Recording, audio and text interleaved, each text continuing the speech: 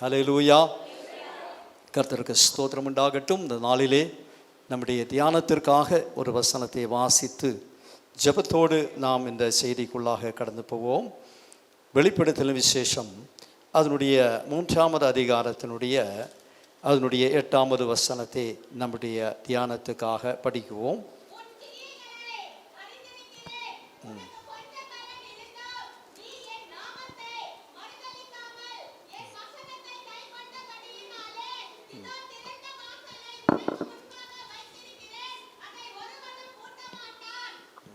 போதும். இதோ திறந்த வாசலை உனக்கு முன்பாக வைத்திருக்கிறேன், அதை ஒருவனும் பூட்ட மாட்டான். ஹல்லேலூயா. ஒரு நிமிஷம் நாம் கண்களை மூடி ஜெபிக்கலாம். எங்களை அதிகமாய் நேசிக்கிற எங்கள் அன்பின் பிதாவே, இந்த நல்ல மத்திய வேளைக்காக நாங்கள் உமக்கு நன்றி செலுத்துகிறோம். உமது வார்த்தைக்கு முன்பாக நாங்கள் இருக்கிறோம். உமது வசனம் சொல்லுகிறது, குருடனை அவன் அறியாத வழிகளில் அவனை நடத்தி அவனுக்கு தெரியாத பாதைகளில் அவனை கொண்டு வந்து அவனுக்கு முன்பாக இருளை வெளிச்சமும் கோணலை சபையுமாக்குவேன். இதை நான் செய்து அவனை கைவிடாதிருப்பேன் என்று சொன்ன கர்த்தாவே, இன்றைக்கும் வாழ்க்கையில் வழி தெரியாமல் வேதனையோடு கண்ணீரோடு ஏக்கத்தோடு எல்லா வழிகளும் அடைப்பட்ட நிலையிலே என்ன செய்ய வேண்டும் என்ற ஏக்கத்தோடு, ஆண்டவரே மனக்கலக்கத்தோடு இந்த இடத்தில் யாராகிலும் வந்திருப்போமானால் இப்போது வாசிக்கப்பட்ட இந்த வசனத்தின் மூலமாக தேவன் அவர்களோடு பேசும்படியாக நாங்கள் ஜெபிக்கிறோம். அடியனை முது சமூகத்திலே தாழ்த்துகிறோம். நீர் பேசும் இயேசுவின் நாமத்தில் பிதாவே, ஆமென். ஹல்லேலூயா. இந்த வசனம் தெரியாத யாருமே இருக்காது. ஆமென். இது எல்லாருக்கும் தெரிஞ்ச ஒரு வசனம். இதோ திறந்த வாசலை உனக்கு முன்பாக வைத்திருக்கிறேன். நான் பல நாட்கள் இந்த செய்திக்காக ஜெபிக்குவோம். பிரயாணம் பண்ணும்போது, வீட்டில் இருக்கும்போது, ஜெபிக்கும்போது கர்த்தர் எனக்கு கொடுத்ததான அந்த வார்த்தை உங்கள் மத்தியில் இன்னைக்கு பகிர்ந்து அளிக்கும்படியாக நான் வந்திருக்கிறோம். வேறு ஒன்றும் நான் கொண்டு வரல. யோசேப்பு பார்வோனுக்கு சொன்னது போல கர்த்தர் தாமே பார்வோனுக்கு மங்களமான உத்தரவு கொடுப்பாராக, அருள்வாராக. நான் ஒன்றும் கொண்டு வரல, அவரே உங்களுக்கு அவருடைய வார்த்தையை கொடுப்பார். ஹல்லேலூயா. இந்த வெளிப்படுத்தல் விசேஷத்தை பற்றி நம்ம எல்லாருக்கும் தெரியும். இது யோவானுக்கு பத்மோ என்கிற தீவிலே தேவன் வெளிப்படுத்தி கொடுத்ததான காரியம் என்று. ஹல்லேலூயா. வேதாகமத்திலே கடைசி புஸ்தகமாக சேர்த்து கொள்ளப்பட்ட, இல்லை கடைசி புஸ்தகமாக எழுதப்பட்ட புத்தகம்தான் வெளிப்படுத்தலின் விசேஷம் என்பது. ஹல்லேலூயா. ஆமென். கர்த்தருக்கு ஸ்தோத்திரம். இப்பொழுது இருக்கிறதும் இனி வரப்போகிறதுமான சம்பவங்களை தேவன் யோவானுக்கு வெளிப்படுத்தி கொடுத்தார். ஹல்லேலூயா. இனி வரப்போகிற சம்பவங்களை பற்றி யாருக்கும் தெரியாது. ஆனால் அதை அழகாக இந்த உலகத்தினுடைய முடிவு என்ன, சபையுடைய நிலைமை என்னவாக போகிறது, தேவன் என்ன செய்ய போகிறார் என்பதை குறித்து யோவானுக்கு தேவன் வெளிப்படுத்தி கொடுத்தார். எபேசு என்கிற பட்டணத்தில் தேவனுடைய ஊழியத்தை செய்து கொண்டு வந்த தேவனுடைய மனுஷன் முதிர்ந்த வயதிலே அவர் கிறிஸ்துவுக்காக சுவிசேஷத்தை அறிவித்ததின் காரணமாக அவருடைய வார்த்தைகளை சொல்லும்போது வெளிப்படுத்தல் 1ஆம் அதிகாரம் அதனுடைய 9ஆம் வசனத்தில், உங்கள் சகோதரனும் இயேசு கிறிஸ்துவின் நிமித்தம் வருகிற உபத்திரவத்திற்கும் அவருடைய ராஜ்யத்திற்கும் அவருடைய பொறுமைக்கும் உங்கள் உடன் பங்காளியுமாய் இருக்கிற யோவானாகிய நான் தேவ வசனத்தின் நிமித்தமும் இயேசு கிறிஸ்துவை பற்றிய சாட்சியின் நிமித்தமும் பத்மோ என்கும் தீவில் இருந்தேன். ஹல்லேலூயா. ஆமா, இந்நாட்களில் நாம் கூட டைம் கிடச்சிட்டுனா ஒரு தீவுக்கோ ஒரு சுற்றுலாவோ போகிறதுக்கு சந்தோஷமாக இருக்கும். ஆனால் அவர் சுற்றுலா போகலைங்க. ஆமென். அவர் இயேசு கிறிஸ்துவனுடைய நாமத்தின் நிமித்தமும் அவருடைய சாட்சியின் நிமித்தமும் அவர் பத்மோ என்கிற தீவுக்கு நாடு கடத்தப்பட்டார். முதிர்ந்த வயதில் யாருடைய உதவி தேவையாயிருக்கிற ஒரு சூழ்நிலையிலே, ஆமீன், ஸ்தோத்திரம், ஒரு உதவியும் கிடைக்காத ஒரு இடத்துக்கு, ஆமீன், வெறும் பாறைகள் மாத்திரம் நிறைந்திருக்கிறதான ஒரு தீவிலே நாடு கடத்தப்பட்டார். காரணம், இயேசுவை மறுதலியாமல் போனதின் நிமித்தம், இயேசு கிறிஸ்துவினுடைய நாமத்தின் நிமித்தம். கரையிலிருந்து இல்லவிட்டால் அவர் இருந்த எபேசு பட்டணத்தில் இருந்து ஏறக்குறைய 310 மைல் தூரத்தில் இருக்கிறதும், இன்றைக்கும் கடலில் 8 மணி நேரம் பயணம் செய்தால் மாத்திரம் போய் சேரக்கூடியதான ஒரு இடத்துக்கு அவர் நாடு கடத்தப்பட்டார்.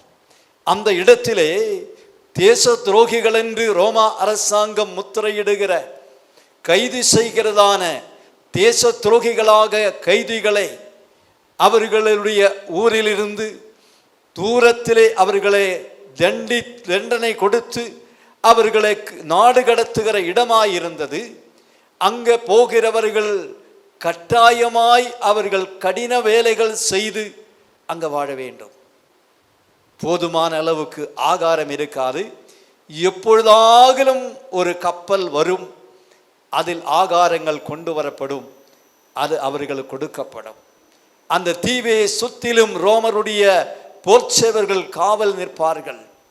ஒருவனும் தப்பித்து எவ்விதத்திலும் போகக்கூடாதபடிக்கு அப்படிப்பட்ட பாறைகள் நிறைந்த, ஆமீன், கடின உழைப்பு செய்ய வேண்டிய இடத்துல வயதான ஒரு மனிதனை நாடு கடத்தினால் அவருடைய நிலைமை என்ன இருக்கும்? நீங்கள் யோசித்து பாருங்கள். அவருக்கு ஒரு உதவி, ஒரு மனுஷனுடைய உதவி தேவையாயிருக்கிற காலத்தில் அவரை தன்னும் தனிமையான ஒரு நிலைமைக்கு, ஆமீன், அந்த தேசம் அல்லவற்ற அந்த அதிகாரிகள் அவரை நாடு கடத்துகிறார். டொமிஷியன் என்கிற ராயனுடைய காலத்தில் இந்த சம்பவம் நடந்தது. ஆமீன், கர்த்தருக்கு ஸ்தோத்திரம். ஆனால் பாரம்பரியம் சொல்லுகிறது அவர் அந்த இடத்துல 18 மாதங்கள் தான் இருந்தார் என்று. அந்த 18 மாதங்களிலே தேவன் அவருக்கு, ஆமீன், ஸ்தோத்திரம், இப்பொழுது இருக்கிறதும் இனி வரப்போகிறதுமான சம்பவங்களை அவருக்கு தரிசனமாய் அங்க கொடுத்தார். அது மாத்திரமல்ல, இயேசு கிறிஸ்துவை குறித்து ஒரு மகிமையான தரிசனத்தை அவர் கிடைத்தார். ஆமீன். இயேசு கிறிஸ்து அந்த சிலுவையில் தொங்கிக் கொண்டிருக்கிறதான அந்த நேரத்திலே அந்த சிலுவை கருகாமையில் நின்று அவருடைய மரணத்தை, ஆமீன், அது நேரடியாக பார்த்து, அதுக்கு பிறகு அவர் உயிர் தெழுந்த போது அவரை நேரடியாக சந்தித்த அந்த யோவான், இந்த இயேசுவை நம்பி பின்பற்றி வந்தேன், 3.5 வருஷம் அவரோடு கூட இருந்தேன், படகையும் வலையும் விட்டு இயேசுவை பின்பற்றினேன், ஒருவேளை அது ஏமாற்றமாய் இருந்தோம் என்று, ஆமீன், கவலைப்பட்ட நாட்கள் உண்டு. ஆனால் உயிர் தெழுந்த இயேசுவை கண்ட போது அவனுடைய வாழ்க்கையில மிகுந்த சந்தோஷம் உண்டானது. ஆனால் இப்பொழுது அவன் நாடு கடத்தப்பட்டு எந்த தேவ பிள்ளைகளோடுள்ள ஐக்கியத்தை விட்டு அவர் தனிமையான இடத்துக்கு நாடு கடத்தப்பட்ட போது அந்த இடத்துல தேவனுடைய மகிமையான தரிசனத்தை அவர் கொடுத்தார். அதுதான் 1ஆம் அதிகாரத்திலே நாம் வாசிக்கிறது. இதோ எனக்கு பின்னால ஒரு பெரும் சத்தத்தை கேட்டேன், அது என்னவென்று பார்க்கும்படி நான் தெரிந்த போது இதோ மார்பரிகே பொற்கச்ச கட்டினவரும் தலையும் தலைமுடியும் வெண்பஞ்சிய போலவும் முகம், ஆமீன், ஸ்தோத்திரம், வல்லமையாய் பிரகாசிக்கிற சூரியனை போலவும் கண்கள் அக்கினி சுவாலையை போலவும் கால்கள் உலைக்களத்தில் காய்ந்த வெண்கலத்தை போல பிரகாசம் உள்ளதாயும், ஆமீன், பெருவெள்ளத்தின் இரைச்சலை போல சத்தமுடையவராகிய இருபுறமும் கருக்குள்ள பட்டியத்தை போல, ஆமீன், பட்டியம் உள்ள, ஆமீன், ஸ்தோத்திரம், வார்த்தை உடையவராகிய ஒருவருடைய தரிசனத்தை கண்டு அவருடைய பாதத்தில் விழுந்தார் என்று எழுதியிருக்கிறோம். அல்லேலூயா. அப்பொழுது அவர் வலது கரத்தை நீட்டி அவரை தொட்டு என சொன்னார், பயப்படாதே, நான் ஆதியும் அந்தமும் அல்பாவும் ஒமேகாவுமாயிருக்கிறேன். மரித்தேன், ஆனாலும் சதாகாலங்களும் உயிரோடு இருக்கிறேன். மரணத்தினுடையும் பாதாளத்தினுடையும் திறவுகோல் என்னிடமாய் உண்டு என்று சொல்லி அவரை தொட்டு அவரை எழுப்பி நிறுத்தினார். அல்லேலூயா. அப்பொழுது அவருக்கு சொன்னார், நீ காண்கிறதும் இப்பொழுது இருக்கிறதும் இனி சம்பவிக்க போகிற காரியங்களை ஒரு புஸ்தகத்தில் எழுதி எபேசு, ஸ்மிர்னா, பெர்கமு, தியதைரா, சர்தையு, பிலதெல்பியா, லவோதிக்கேயா என்கிற இந்த 7 சபைகளுக்கு நீ அனுப்ப வேண்டும் என்று சொன்னார். அல்லேலூயா. ஆமீன். ஸ்தோத்திரம். இவர் ஒரு தீவில் இருக்கிறோம். அந்த இடத்திலிருந்து வெளியே வருவதற்கு எந்த வழியும் இல்லை. ஆனால் கர்த்தர் சொல்லுகிறார், இதை 7 சபைகளுக்கு அனுப்பு என்று. அல்லேலூயா. ஆமீன். இது முடியுமா? ஒரு காலம் முடியாது. அல்லேலூயா. அந்த தீவிலே ஆமீன் ஸ்தோத்திரம் அவர் வெளியே வரக்கூடாதபடி எல்லா வாசல்களும் அடைக்கப்பட்டிருக்கும் போது கர்த்தர் அவருக்கு கொடுத்த தரிசனத்தில் அவருக்கு சொல்லுகிற வார்த்தை என்னவென்றால், இதோ திறந்த வாசலை உனக்கு முன்பாக வைத்திருக்கிறேன், அது ஒருவனும் அது பூட்ட முடியாது. அல்லேலூயா. அருமையான தேவச்சனமே, இந்த செய்தி அது முதலாவது யோவானுக்காக தேவன் கொடுக்கிற செய்தியாயிருக்கிறது. அது உங்களுக்கும் எனக்கும் இன்றைக்கு பலவித பிரச்சனையில சிக்குண்டு பலவித வியாதியிலே ஆமீன் வருத்தப்பட்டு விடுதலை இல்லாமல் எல்லா வாசல்களும் அடைக்கப்பட்டது என்றும் ஆமீன் ஸ்தோத்திரம் யாரும் எனக்கு இல்லை, எனக்கு உதவி செய்ய ஒருவருமே இல்லை என்று யாரெல்லாம் ஏங்கி தவித்து கொண்டிருக்கிறோமோ அப்படிப்பட்ட உனக்கு ஆண்டவர் சொல்லுகிறார், இதோ உனக்கு முன்பாக ஒரு திறந்த வாசல் உண்டு, அது ஒருவனும் பூட்ட முடியாது. உங்கள் கரங்களை தட்டி ஆண்டவருக்கு நன்றி சொல்லுங்க. எனக்கு அருமையான தேவனுடைய ஜனமே, இந்த யோவான் ஒருவேளை நினைக்கலாம், இந்த இடத்துல தன்னம் தனிமையாய் இருப்பதற்கு தேவன் எதற்காக என்னை கொண்டு வந்தேன், இந்த முதிர் வயதில் எனக்கு இப்படிப்பட்ட ஒரு நிலையா ஆமீன் தனிமையாய் இருக்கிறேன் என்று அவன் ஒருவேளை நினைக்கலாம். ஆனால் கர்த்தர் அவனை அந்த இடத்துல கொண்டு வந்து நோக்கம் என்னவென்றால், இந்த உலகத்தின் முடிவிலே சம்பவிக்க போகிற காரியங்களை இந்த உலகத்திற்கு தேவனுடைய சபைக்கு எடுத்து சொல்லும்படியாக தேவன் அதை வெளிப்படுத்தும்படியாக அந்த பக்தனை அந்த இடத்துக்கு கொண்டு வந்தார். அல்லேலூயா. ஒருவேளை நம்முடைய வாழ்க்கையிலே நாம் தனிமைப்படுத்தப்படுகிற சூழ்நிலைகள் உண்டு, எல்லாராலும் கைவிடப்படுகிற நிலைமைகள் நம்முடைய வாழ்க்கையில வரும்போது ஏன் ஆண்டவரே என்று நாம் கேட்பதுண்டு. ஆனால் கர்த்தர் ஒரு நோக்கம் இல்லாமல் நம்மை தனிமையாக கொண்டு போகிறதில்லை. ஆமீன். கர்த்தருக்கு ஸ்தோத்திரம். ஹல்லேலூயா. ஆமீன். எஸ்ஐயாவின் புஸ்தகம் ஆமீன் ஸ்தோத்திரம். நாம் ஓசியாவின் புஸ்தகத்திலே வாசிக்கிறோம், நான் அவளை ஆமீன் ஸ்தோத்திரம் வனாந்தரத்துக்கு அழைத்து கொண்டு போய் அவளோடு எப்படி பேசுவேன்? பட்சமாய் பேசுவேன். ஹல்லேலூயா.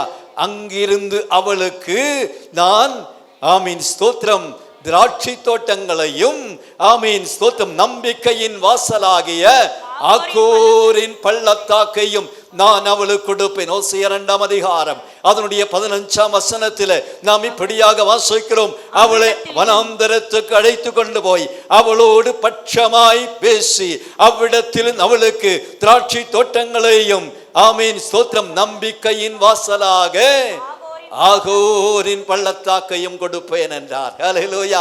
அருமையான தேவச்சனமே, ஆமீன். இஸ்ரவேலை குறித்து எழுதப்பட்ட ஒரு வார்த்தையாய் இருக்கலாம், ஆனால் இன்றைக்கு ஆவிக்குரிய இஸ்ரவேலாய் இருக்கிற உங்களுடைய என்னுடைய வாழ்க்கையில ஒருவேளை வனாந்தரத்துக்கு தனிமையான இடத்துக்கு தேவன் உங்களையும் என்னையும் அழைத்து கொண்டு போகிறது உண்டானால் ஆமீன் சும்மா அழைத்து கொண்டு போவதில்லை. அங்க கைவிடுவதற்காக அல்ல, அங்கே ஆசீர்வதிப்பதற்காகத்தான், அங்கே ஆசீர்வாதங்களை கொடுக்கத்தான். ஆமென். ஹல்லேலூயா. அவளுடைய ஆமீன் திராட்சை தோட்டங்களையும் நம்பிக்கையின் வாசலாக ஆகோரின் பள்ளத்தாக்கையும் கொடுப்பேன். ஆகோரினுடைய ஆகானுடையும் அவனுடைய மனைவி பிள்ளைகளுடைய மரணம்தான் அந்த ஆகோரின் பள்ளத்தாக்கிலே நாம் பார்க்கிறோம். யோசுவாவின் புஸ்தகம் 7ஆம் அதிகாரத்தில் படிக்க வேண்டாம். ஹல்லேலூயா. நான் சொல்லிவிட்டுகிறேன். ஹல்லேலூயா. அந்த ஆகான் ஆமீன் எரிகோவில் இருந்து சில பொருட்களை எடுத்துக்கொண்டு தன் கூடாரத்துக்குள் ஒளித்து வைத்தது. அவன் பாவம் செய்ததினாலே தேவன் அவர்கள் நடுவில் இருக்கவில்லை. அவர்கள் ஆயிக்கு விரோதமாய் போகும்போது யுத்தத்தில் தோற்றவர்களாக 36 பேர் வெட்டுண்டு மரித்தவர்களாய் மாறின போது யோசுவா தேவனுக்கு முன்பாக முகங்குப்புற விழுந்து, ஏன் ஆண்டவரே இப்படி நடந்தது என்றார். கர்த்தர் சொல்லுகிறார், நீ எழுந்திரு, ஓ ஜனங்களுக்குள்ள பாவம் இருக்கிறது, அவர்கள் தேவனுக்கு விரோதமாய் பாவம் செய்தார்கள், அதனால் நான் உங்கள் நடுவில் இல்லை, நீங்கள் அந்த பாவத்தை உங்கள் நடுவில் இருந்து நீக்கி போடுங்கள். அப்படி ஆகான் கண்டுபிடிக்கப்பட்டான். அவன் பாவத்தை ஒத்துக்கொண்டான். அந்த வெள்ளையும் பொன்னும் ஆமீன் அந்த பாபிலோனிய சால்வையும் கொண்டு வரப்பட்டது. அவனையும் அவனுடைய மனைவி பிள்ளைகளையும் கொண்டு வந்து ஆகோரின் பள்ளத்தாக்கில வந்து அவர்கள் எல்லாரும் அவன் மேல் கல்லெறிந்து அவனை கொன்று போட்டார். அங்கே ஆமீன் நம்பிக்கை இல்லாமல் அவன் மரித்த இடம்தானாது. ஆனால் ஆண்டவர் சொல்லுகிறார், ஆமீன் அவளுக்கு ஆமீன் நம்பிக்கையின் வாசலாய் ஆகோரின் பள்ளத்தாக்கை கொடுப்பேன் என்று சொல்லி இருக்கிறார். அருமை தேவச்சனமே, இன்னைக்கு நீ நம்பி இருந்ததெல்லாம் உன்னை கைவிட்டிருக்கலாம். ஓ நம்பி இருந்த மனிதர்கள் உனக்கு உதவி செய்யாமல் போயிருக்கலாம். ஆனால் நீ நம்பக்கூடிய ஒரு இடம் உண்டு. ஹல்லேலூயா. அந்த கல்வாரியை நோக்கி பார்த்தால் நிச்சயமாய் அந்த சிலுவையை நோக்கி பார்த்தவர்கள் வெட்கப்பட்டு போவதில்லை என்று பக்தன் சொல்லுகிறார். ஹல்லேலூயா. ஆமென். கர்த்தருக்கு ஸ்தோத்திரம். இன்றைக்கு நம்பிக்கையற்ற நிலைமையில வந்திருக்கிறோமா? எல்லா கதவுகளும் அடைக்கப்பட்டது என்று வேதனையோடு கண்ணீரோடு வந்திருக்கிறோமா? ஆனால் நமக்காக திறக்கப்பட்ட ஒரு ஊற்று சிலுவையில உண்டு. ஆமென். நமக்காய் ஒரு காமீன் கல்வாரி உயர்த்தப்பட்ட ஒரு சிலுவை உண்டு. அவரை நோக்கி பார்த்தால் நீங்களும் நானும் வெட்கப்பட்டு போவதில்லை. ஹல்லேலூயா. அப்படியாய் தீர்க்கதரிசி சொல்லுகிறார், பூமியின் அல்ல எங்களும் உள்ளவர்களே என்னை நோக்கி பாருங்கள், ஆமென், அப்பொழுது பிழைப்பீர்கள். ஹல்லேலூயா. அப்பொழுது ரட்சிக்கப்படுவீர்கள், அப்பொழுது பிழைப்பீர்கள். ஹல்லேலூயா. ஆமென். யோவானை கர்த்தர் தனிமையாய் அழைத்து கொண்டு போனார். ஹல்லேலூயா. ஆமென். ஹல்லேலூயா. அவனை கொலை செய்யும்படியாக கொதிக்கிற எண்ணெயில போட்டார் என்று பாரம்பரியம் சொல்லுகிறது. வேதத்தில் இல்லை, பாரம்பரியம் சொல்லுகிறது. அந்த கொதிக்கிற எண்ணெயிலும் ஆமீன் அவனை கொலை செய்வதற்கு போதுமானதாக இருக்கவில்லை. ஹல்லேலூயா. இயேசுவை மறுதலிக்காத காரணத்தினாலே கொதிக்கிற எண்ணெயிலும் அவனை போட்டாலும் அவன் சாகவில்லை. கடைசியாக அவனை ஆமீன் நாடு கடத்தினான். ஹல்லேலூயா. அவர் விரும்பாத ஒரு காரியம் தனிமை என்பது. ஹல்லேலூயா. ஆமென். கர்த்தருக்கு ஸ்தோத்திரம். ஹல்லேலூயா. ஆமீன். இயேசுவோடு அவருடைய மார்பிலே சார்ந்திருந்த மனுஷன். ஆமீன். அப்ப மற்றவர்களோடு ஐக்கியமாயிருக்க எந்த அளவுக்கு அவர் விரும்புவாரோ, ஆமீன், அதுக்கு பதிலாக அதுக்கு மாறான காரியம், அவன் விரும்பினதுக்கு மாறான காரியம்தான் அவனுடைய வாழ்க்கையில நடந்தது. அருமையானவர்களே, நீங்களும் நானும் விரும்புவதற்கு மாறானது நடக்கும் போது தேவன் தான் இதை செய்கிறார். இதன் மூலமாய் சில காரியங்கள் கர்த்தர் எனக்கு கற்றுக் கொடுக்கிறார், அவர் என்னை ஆமீன் போதிக்கிறார் என்று உணர்ந்து அவருடைய பாதத்திலே காத்திருந்தால் தேவன் நம்மை அற்புதமாய் நடத்துவார். நான் முதலில் ஒரு வசனத்தை ஜெபத்திலே சொன்னேன். குருடனை அவன் அறியாத வழியில் அவனை நடத்தி, அவனுக்கு தெரியாத பாதைகளில் அவனை நடத்தி கொண்டு வந்து, அவனுக்கு முன்பாக இருளை வெளிச்சமும் ஆமீன் கோணலை செவையும் ஆக்குவேன், இதை நான் செய்யும் வரையும் அவனை கைவிடாதிருப்பேன் என்று சொன்ன கர்த்தர் அவர் வாக்கு மாறாதவராய் இருக்கிறார். அங்கு குருடன் என்று சொல்லி இருக்கிறது. கண்ணு தெரியாதவனை பற்றி சொல்லவில்லை. கண்ணு தெரிகளாய் இருந்தும் ஆமேன் எல்லா வழிகளும் அடைப்பட்டு என்ன முடிவெடுக்க வேண்டும் என்று தெரியாமல் ஆமீன் எல்லா வாசல்களும் மூடப்பட்டிருக்கிற இடத்துல ஆமீன் உன்னையும் என்னையும் நடத்துகிற ஆலோசனை சொல்லி நடத்துகிற ஒரு தெய்வம் உண்டு. இந்த யோவான் கர்த்தருடைய நாளிலே ஆவிக்குள்ளானார். ஆண்டவர் சமூகத்திலே காத்திருந்தார். ஆமேன். தனிமையாக்கப்பட்டோம் சொல்லி அவன் அழுது கொண்டிருக்கவில்லை. ஏன் ஆண்டவரை என்று கேள்வி கேட்டு கொண்டிருக்கவில்லை. நம்மை போல அந்த நேரத்திலும் அந்த தனிமையான இடத்திலும் தேவ சமூகத்தில் அவன் ஜெபிக்க ஆரம்பித்தான், தேவனை துதிக்க ஆரம்பித்தான். ஹல்லேலூயா. அவன் ஆவிக்குள்ளாகி இந்த தரிசனங்களை கண்டார். ஹல்லேலூயா. ஒருவேளை ஒரு மனிதனும் அவனோடு கூட இல்லாமல் போகலாம், ஆனால் ஹல்லேலூயா வானத்துக்கும் பூமிக்கும் ஆண்டவராகிய கர்த்தர் அந்த இடத்துல இறங்கி வந்து அவனுக்கு தரிசனத்தை கொடுத்து அவனை தைரியப்படுத்தி இன்னும் சம்பவிக்க போகிற காரியங்களை அவனுக்கு வெளிப்படுத்தி கொடுக்கிறார். ஹல்லேலூயா. இதுதான் இந்த வெளிப்படுத்தல் விசேஷத்தை நாம் பார்க்கிறோம். அப்போ இந்த செய்தி யோவானு கூட தான் இந்த செய்தி. காரணம், கர்த்தர் சொல்லுகிறார், நீ இங்க சாக போகிறவன் அல்ல. அந்த தீவுக்கு வந்த ஒரு மனுஷனும் திரும்பி அவன் சொந்த தேசத்துக்கு போய் சேர்ந்ததில்லை. அல்லேலூயா, ஆமென். கர்த்தருக்கு ஸ்தோத்திரம். அங்கு அவர்கள் மரித்து போவார்கள். அல்லேலூயா, ஆமென். அவர்களுடைய பிரேதம் அடக்கம் பண்ணப்படுவதில்லை. அந்த தீவிலே சுற்றி திரிகிறதான கழுகுகள் அந்த பிரேதத்தை தங்களுடைய உணவாக்கி கொள்ளுவார்கள். அல்லேலூயா. ஒருவேளை இந்த யோவானும் நினைத்திருக்கலாம், ஒரு நாள் இன்னும் கூடிய சீக்கிரத்திலே நானும் மரித்து இந்த கழுக்களில் ஒரு கழுகுக்கு நான் இரையாகத்தான் போகிறோம் என்று அவன் கூட நினைத்திருக்கலாம். ஆனால் ஆண்டவர் சொல்லுகிறார், அப்படி அல்ல, உனக்காக ஒரு வழியை நான் திறந்து வைத்திருக்கிறேன், அது ஒருவனும் பூட்ட மாட்டான் என்றார். அருமையான தேவச்சனமே, எல்லா வழியும் அடைப்பட்டிருக்கிறது. உன் முனுக்கு முன்பாக எல்லாம் இருள் அந்தகாரமாயிருக்கிறது, எந்த வழியும் இல்லை. இவ்வளவுதான் என்னுடைய முடிவு, தற்கொலை தான் என்னுடைய முடிவு, நான் இப்படியே தான் அழிய போகிறோம் என்று நீங்களும் நானும் நினைக்கலாம். அல்லேலூயா. ஆனால் கர்த்தர் சொன்னார், உன் முடிவு இங்க இல்லப்பா, உனக்கு நான் வழி திறப்பேன். அல்லேலூயா. அந்த செய்தி முதலாவது அவனுக்கு தான். இன்றைக்கு நான் பேசுகிற செய்தி முதலாவது எனக்கும், அடுத்தபடியாது உங்களுக்கும் தான். அல்லேலூயா. ஏனென்றால் இதை கொடுத்த தேவன் வாக்கு மாறாதவராய் இருக்கிறார். அல்லேலூயா. அவர் தம்முடைய வார்த்தையோடு கூட இருக்கிறார். ஆமென், ஸ்தோத்திரம். அவருடைய வார்த்தைகள் ஒன்றும் பொய்யாய் போகிறதில்லை.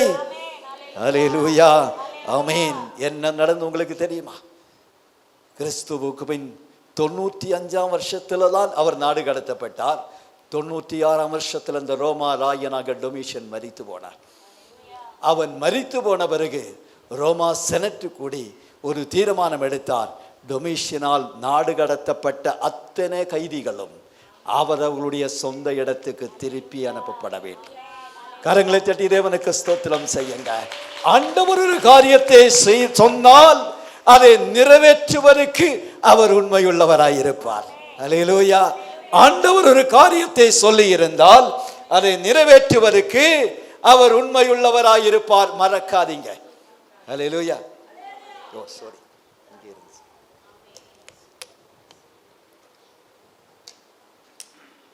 ஆண்டவர் ஒரு காரியத்தை சொன்னா அதை நிறைவேற்றுவார். அது சில நேரம் உடனே நடக்கும், இல்லை சில மாதங்களுக்கு பிறகு நடக்கும், இல்லை என்றால் சில வருஷங்களுக்கு பிறகு நடக்கும். அது மாற்றமே இருக்காது. ஆமென், ஹல்லேலூயா. வயதான இந்த தேவனுடைய மனுஷனை ரொம்ப காலம் அந்த தனிமையான அந்த ஐலண்டில், அந்த தீவிலே அவர் விட்டு விடாமல், ஆமீன், ஏறக்குறைய 18 மாசம் தான் அவர் அங்கிருந்தார். அதுக்கு பிறகு யார் அவனை நாடு கடத்த கட்டளையிட்டோமோ அதே அரசாங்கம் அவர்களே அப்பொழுது நாடு கடத்தப்பட்ட அத்தனை கைதிகளையும், அல்லேலூயா, அத்தனை கைதிகளையும் அவர்களுடைய சொந்த ஊருக்கு அனுப்பும்படியாய் கட்டளை கொடுத்தாங்க. அல்லேலூயா. ஆமா, உனக்கு விடுதலை தரும்போது உனக்கு மாத்திரமல்ல, பவுலும் சீலாவும் அவருடைய கட்டுகள் மாத்திரமல்ல கழண்டது. ஆமேன். அந்த சிறைச்சாலையில் இருந்த அத்தனை பேருடைய கட்டுகளும் கழண்டு போனது. அல்லேலூயா. ஆமேன். உனக்கு அற்புதத்தை செய்கிற கர்த்தர் உனக்கு மாத்திரமல்ல, உன்னோடு கூட இருக்கிற அத்தனை பேருக்கும் விடுதலை கொடுக்கிறவராய் இருக்கிறார். அந்த தேவன் வாக்கு மாறாதவர். அவருடைய வல்லமைகள் இன்னும் குறைந்து போவதில்லை. அல்லேலூயா. நாம் பாடுகிறோம், உந்தன் வல்லமைகள், ஆமென், அது இன்னும் குறைந்து போகல. அல்லேலூயா. பவுலும் சீலாவும் மாத்திரம்தான் பாடினது. அல்லேலூயா. ஆனால் அவர் பாடுகிறதை கேட்டுக்கொண்டிருந்தவர்களுடைய கட்டுகளும் கழண்டது. ஒரு யோவான் மாத்திரம்தான் ஜெபம் பண்ணி கொண்டு ஆவிக்குள்ளாயிருந்து தரிசனங்களை கண்டார். அல்லேலூயா. தேவனுடைய வார்த்தையை பெற்றுக்கொண்டார். இதோ திறந்த வாசலை உனக்கு முன்பாக வைத்திருக்கிறேன் என்று. ஆனால் விடுதலை கிடைத்த போது அந்த தீவில இருந்த அத்தனை கைதிகளுக்கும் விடுதலை கிடைத்தது. இன்றைக்கு என்னை கேட்டுக்கொண்டிருக்கிற தேவச்சனமே, ஆமென், நீ மாத்திரம்தான் உன் வீட்டில் இருந்து இங்க வந்திருக்கலாம், தனிமையாக வந்திருக்கலாம். இன்றைக்கு ஆண்டவர் உனக்கு விடுதலை கொடுத்தார். அது உனக்கு மாத்திரமல்ல, உன் குடும்பத்துக்கும் விடுதலை தான், அது மறக்க வேண்டாம். ஹல்லேலூயா. உனக்கு வாசலை திறந்தால் உனக்கு மாத்திரமல்ல, உன் குடும்பத்துக்கும் உன்னை சார்ந்தவர்களுக்கும் விடுதலை தான். ஆமென். வாசல்கள் திறக்கப்படுவது தான். ஹல்லேலூயா. ஆமென். கர்த்தருக்கு ஸ்தோத்திரம். நான் பல நேரங்கள் நினைத்து கொண்டு, இது யோவான் அந்த பத்மோ தீவிலின் எப்படி இந்த செய்தியை இந்த 7 சபைகளுக்கு அனுப்பியிருப்பார் என்று. ஹல்லேலூயா. அதை பற்றி நான் படிக்கும்போது அங்கே எழுதப்பட்டது, அந்த டொமிஷியனுடைய மரணத்துக்கு பிறகு அந்த ரோமா செனட் எடுத்த தீர்மானம், ஆமீன், நாடு கடத்தப்பட்ட குற்றவாளிகள் அத்தனை பேரையும் திருப்பி அவங்க ஊருக்களுக்கு அனுப்பணும். இது தேவன் தீர்மானித்து முன் நியமித்ததினால தான் இந்த யோவானை கொண்டு போய் பத்மோ தீவில கொண்டு போய் ஒருவரும் துணை இல்லாதிருக்கிற இடத்துல ஒரு மகிமையான தரிசனத்தை கொடுத்து அதை ஒரு புஸ்தக சுருளிலே எழுதி அதை கொண்டு போய் 7 சபைகளுக்கு அனுப்புறோம். அதில் 6வது சபைதான் இந்த பிலதெல்பியா சபை என்று சொல்லுகிறதான இந்த சபை. ஹல்லேலூயா. இந்த சபைக்கு தான் இந்த செய்தி தேவன் அனுப்புறார். ஆமா, இந்த அனுப்பப்பட்ட இல்லை கொடுக்கப்பட்டது யோவானுக்கு, அவனுக்கும் விடுதலை கிடைத்தது. அது மாத்திரமல்ல, அந்த சபைக்கு சொல்லுகிறார். அந்த 8ஆம் வசனத்தை இப்போது நாம் படிக்கலாம். உன் கிரியைகளை அறிந்திருக்கிறேன், உன் கிரியைகளை அறிந்திருக்கிறேன், உனக்கு கொஞ்ச பலன் இருந்தும், ஆமென், நீ என் நாமத்தை உனக்கு கொஞ்சம் பலன் இருந்தும் என் நாமத்தை மறுதலியாமல் என் வசனத்தை கை கொண்டபடியினாலே இதோ திறந்த வாசலே உனக்கு முன்பாக வைத்திருக்கிறேன், அதை ஒருவனும் பூட்ட மாட்டான். அது ஒருவனும் பூட்ட மாட்டான். ஒரு வாக்குத்தத்தம் கொடுக்கும் போது எல்லாருக்கும் சந்தோஷம்தான், அதை எடுத்துக்கொள்ளுகிறோம்.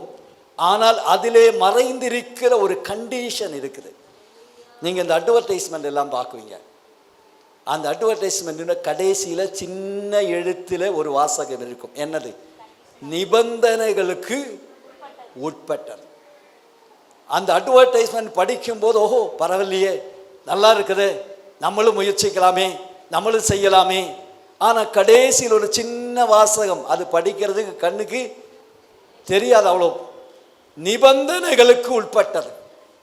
ஆண்டவருடைய வாக்குத்தத்தங்களும் நிபந்தனைக்கு உட்பட்டது, அதுக்கு மாற்றமே கிடையாது. ஹல்லேலூயா.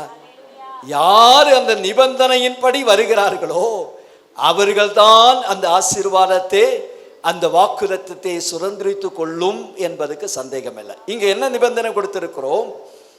உன் கிரியைகளை அறிந்திருக்கிறேன், உனக்கு கொஞ்சம் பலன் இருந்தும் என் நாமத்தை மறுதலியாமல் என் வசனத்தை கை கொண்டபடியினாலே. அப்போ கொஞ்சம் பலன் இருந்தும், ஆமீன், ஒரு சின்ன சபை தான் இந்த பிலதெல்பியா சபை, ஒரு சின்ன சபை. ஹல்லேலூயா. அவங்களுடைய பலன் ஆள் பலன் இல்லை, அவங்களுடைய செல்வாக்குகள் ரொம்ப குறைவு. அப்படி இருந்தாலும் ஹல்லேலூயா, ஆமீன், ஸ்தோத்திரம், அவர்கள் என்ன செய்தார்கள்? ஆண்டவருடைய நாமத்தை மறுதலிக்கவில்லை. இந்த டொமிஷியன் செய்தது என்னவென்றால், அந்தந்த பட்டணங்களிலே, ஆமீன், ஸ்தோத்திரம், கோயில்களை கட்டி அங்கே தன்னுடைய உருவப்படத்தை வச்சிருப்பாங்க. எல்லாரும் ராயனுடைய உருவப்படத்துக்கு முன்பாக வந்து, ஆமீன், ஸ்தோத்திரம், ஆமீன், அதுக்கு பூஜை செய்து விட்டு போகணும். இது எல்லாருக்கும் சொல்லப்பட்ட கட்டளை. இது, ஆமீன், ராயனை வழிபடணும், எல்லாரும் ராயனை வழிபடணும். இது கட்டளை, இது மாற்றமே கிடையாது. காரணம், ரோமா அரசாங்கம் தான் உலகத்தை ஆளுகிறது. அதுக்கு மாறாக யாரு செய்தாலும் அவர்களை சிறைப்படுத்துவாங்க, நாடு கடத்துவாங்க. ஹல்லேலூயா. ஆனால் யோவான் அல்லவிட்டால் அந்த பிலதெல்பியா சபை அதை செய்யவில்லை. அவங்களுக்கு பலன் இல்லை, அவங்களுக்கு செல்வாக்கு இல்லை, அவங்களுக்கு சப்போர்ட் மனுஷன் இல்லை. அப்படி இருந்தும் அவர்கள் எது செய்யவில்லை? ராயனுக்கு வழிபாடு செய்யவில்லை. ஹல்லேலூயா. ஆண்டவருடைய நாமத்தை மறுதலியாமல் அவருடைய வசனத்தையே கை கொண்டார். வசனம் என்ன சொல்லுகிறது? என்னை அல்லாமல் வேறு அந்நிய தேவர்கள் உனக்கு உண்டாயிருக்க வேண்டாம். ஒரு விக்கிரகத்தையாகலும் ஒரு சொரூபத்தையாகலும் உண்டாக்கவோ வணங்கவோ நமஸ்கரிக்கவோ கூடாது. ஹல்லேலூயா, ஆமென். கர்த்தருக்கு ஸ்தோத்திரம். ஹல்லேலூயா. என்னிலும் அதிகமாய் நீங்கள் தாயையோ தகப்பனையோ பிள்ளைகளையோ சகோதரனையோ சகோதரியோ நேசிக்கிறவன் எவனும் எனக்கு உகந்தவன் அல்ல. ஹல்லேலூயா, ஆமீன். வசனத்தை கைக்கொண்ட சபை, ஆமீன். ஆண்டவருடைய நாமத்தை மறுதலிக்காத சபை, அவங்களுக்கு செல்வாக்கு இருந்தனால அல்ல. ஹல்லேலூயா. சிலர் சொல்லுவாங்க, எனக்கு மட்டும் பணம் இருந்தால் நான் அதை பண்ணியிருப்பேன், இதை பண்ணியிருப்பேன். யாராவது சொல்லியிருக்கீங்களா? அப்படி இருக்கிற பணத்திலே செய்யுங்களே. 100 ரூபாய்க்கு செய்ய முடியாவிட்டால் 10 ரூபாய்க்காவதும் செய்யுங்களே. ஆமாம், நம்ம எல்லாரும் பேசுகிறவங்க தான். என்ன சொல்லும், என்கிட்ட மட்டும் காசு இருந்துச்சுன்னா நான் ஸ்தோத்திரம் அதை பண்ணியிருப்பேன், இதை பண்ணியிருப்பேன், அதெல்லாம் சொல்லாதீங்க. ஹல்லேலூயா. நமக்கிட்ட கொடுத்ததுக்கு மாத்திரம்தான் ஆண்டவர் கணக்கு கேட்பாரு. அதிலிருந்து நம்ம செய்கிறது தான் ஆண்டவர் ஆசீர்வதிப்பார். கொஞ்சத்தில் உண்மை உள்ளவன் அநேகத்தில் உண்மை உள்ளவனாயிருப்பான். கொஞ்சத்தில் உண்மை இல்லாதவன் அநேகத்தில் உண்மை இல்லாதவனாயிருப்பான். ஹல்லேலூயா, ஆமீன். நமக்கு ஆமீன் ஸ்தோத்திரம். எல்லாம் நமக்கு சாதகமாக இருக்கிறதுனாலே நாம் ஆண்டவரை ஆராதிக்கிறோம், கர்த்தருடைய ஊழியத்தை செய்கிறோம். அது ஒரு பெரிய காரியமே இல்லை. எல்லாமே நமக்கு பாதகமாக இருக்கும் போது நம்மளால் தேவனை ஆராதிக்க முடியுதா? தேவனுடைய ஊழியத்தை செய்ய முடியுதா? தேவனுடைய ஊழியத்தை தாங்க முடிகிறதா? அதுதான் தேவன் பார்க்கிறார் என்று இல்லாம 2 காசு கொடுத்த அந்த விதவையை கொடுத்த காணிக்கையை தான் ஆண்டவர் பாராட்டினார் அல்லாமல் அந்த ஐஸ்வர்யவான்கள் கொண்டு வந்த 1000 போட்ட காணிக்கையல்ல அவர் பாராட்டினது. அவள் தன்னுடைய ஜீவனத்துக்குள்ளதெல்லாம் கொடுத்தார் என்றார். ஹல்லேலூயா. கொஞ்சம் பலன் இருந்தும் என் நாமத்தை மறுதலிக்காத கிறிஸ்தவர்களைத்தான், அப்படிப்பட்ட தேவ பிள்ளைகளைத்தான் ஆண்டவர் இன்னைக்கு தேடிக்கொண்டிருக்கிறாரு. எல்லாம் எனக்கு சாதகமா மாறட்டும், நான் மட்டும் அதை செய்வேன் இதை செய்வேன்னு சொல்லாதீங்க. இப்பொழுது இருக்கிற சூழ்நிலையில ஆண்டவருக்காக உங்களால் முடிஞ்சது செய்யுங்க. அப்பொழுது அதிகமாய் செய்யும்படி கர்த்தர் நம்முடைய கரத்தில் கொடுப்பார். ஹல்லேலூயா, ஆமென். கர்த்தருக்கு ஸ்தோத்திரம். கொடுத்ததை கொண்டு ஆண்டவருக்கு செய்யாதவனுக்கு மறுபடியும் ஆண்டவர் கொடுக்க மாட்டாரு. நாம் செய்யும் போது அதிகமாய் கொடுப்பார். இந்த சபையினுடைய ஆமீன் ஸ்தோத்திரம் நிலைமை எப்படி என்றால், அடிக்கடி வருகிற பூமி அதிர்ச்சியினாலே அந்த பட்டணம் பாதிக்கப்பட்டதினாலே அந்த ஜனங்களும் பாதிக்கப்பட்டது. ஹல்லேலூயா, ஆமீன். கர்த்தருக்கு ஸ்தோத்திரம். அடிக்கடி பூமி அதிர்ச்சி ஏற்பட்டு வீடுகள் இழந்து பொருட்களை இழந்து சொந்த பந்தங்களை இழந்த ஒரு பட்டணம் தான் இந்த பிலதெல்பியா என்கிறதான பட்டணம். ஹல்லேலூயா. அது மாத்திரமல்ல, யூதர்களாலும் ரோமர்களாலும் மிகுந்த உபத்திரவத்துக்குள்ளாக்கப்பட்டவர்கள் தான் இவர்கள். அப்படி இருந்து கூட கர்த்தருடைய நாமத்தை மறுதலிக்கல. ஹல்லேலூயா, ஹல்லேலூயா. இன்னைக்கு எல்லாம் இருந்தும் நாம் செய்ய வேண்டியதை செய்யாமல் போகிறோம். ஹல்லேலூயா. கர்த்தருக்கு ஸ்தோத்திரம், தேவனுக்கு மகிமை. ஹல்லேலூயா. அப்படியானால் கர்த்தருக்காக வைராக்கியமாக நிற்கிற ஒரு கூட்டத்துக்கு தான் ஆண்டவர் சொல்றாரு, ஒரு சின்ன கூட்டத்துக்கு தான் சொல்றாரு, இதோ திறந்த வாசலை உனக்கு முன்பாக வைத்திருக்கிறேன், அது ஒருவனும் பூட்ட மாட்டான். நீங்களும் நானும் ஆண்டவருக்காக வைராக்கியமா நிற்பீர்களா? இன்னைக்கு நம்முடைய இந்தியா போகிற சூழ்நிலைகள், வட இந்தியாவில் இருக்கிற சூழ்நிலைகள் நமக்கு எல்லாருக்கும் தெரியும். ஹல்லேலூயா, ஆமீன். கிறிஸ்தவர்களுக்கு அதிக துன்பம் வரக்கூடிய நாட்கள் தான் நமக்கு முன்பாய் இருக்கிறது என்பதை நாம் மறக்க கூடாது. என்ன துன்பம் வந்தாலும் சரி, ஆமீன் ஸ்தோத்திரம், ஹல்லேலூயா.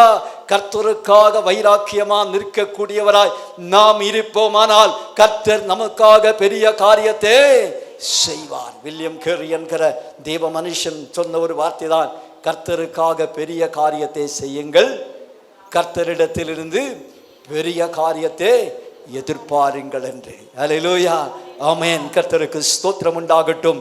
ஆண்டவருக்காக வைராக்கியமா நிற்கிறவர்கள், ஆமீன் ஸ்தோத்திரம். ஒரு நாள் மோசே சொன்னார், ஆமீன், நீங்கள் நின்று கொண்டு தேவன் உங்களுக்கு செய்யும் ரட்சிப்பை இன்றைக்கு காண்பீர்கள்.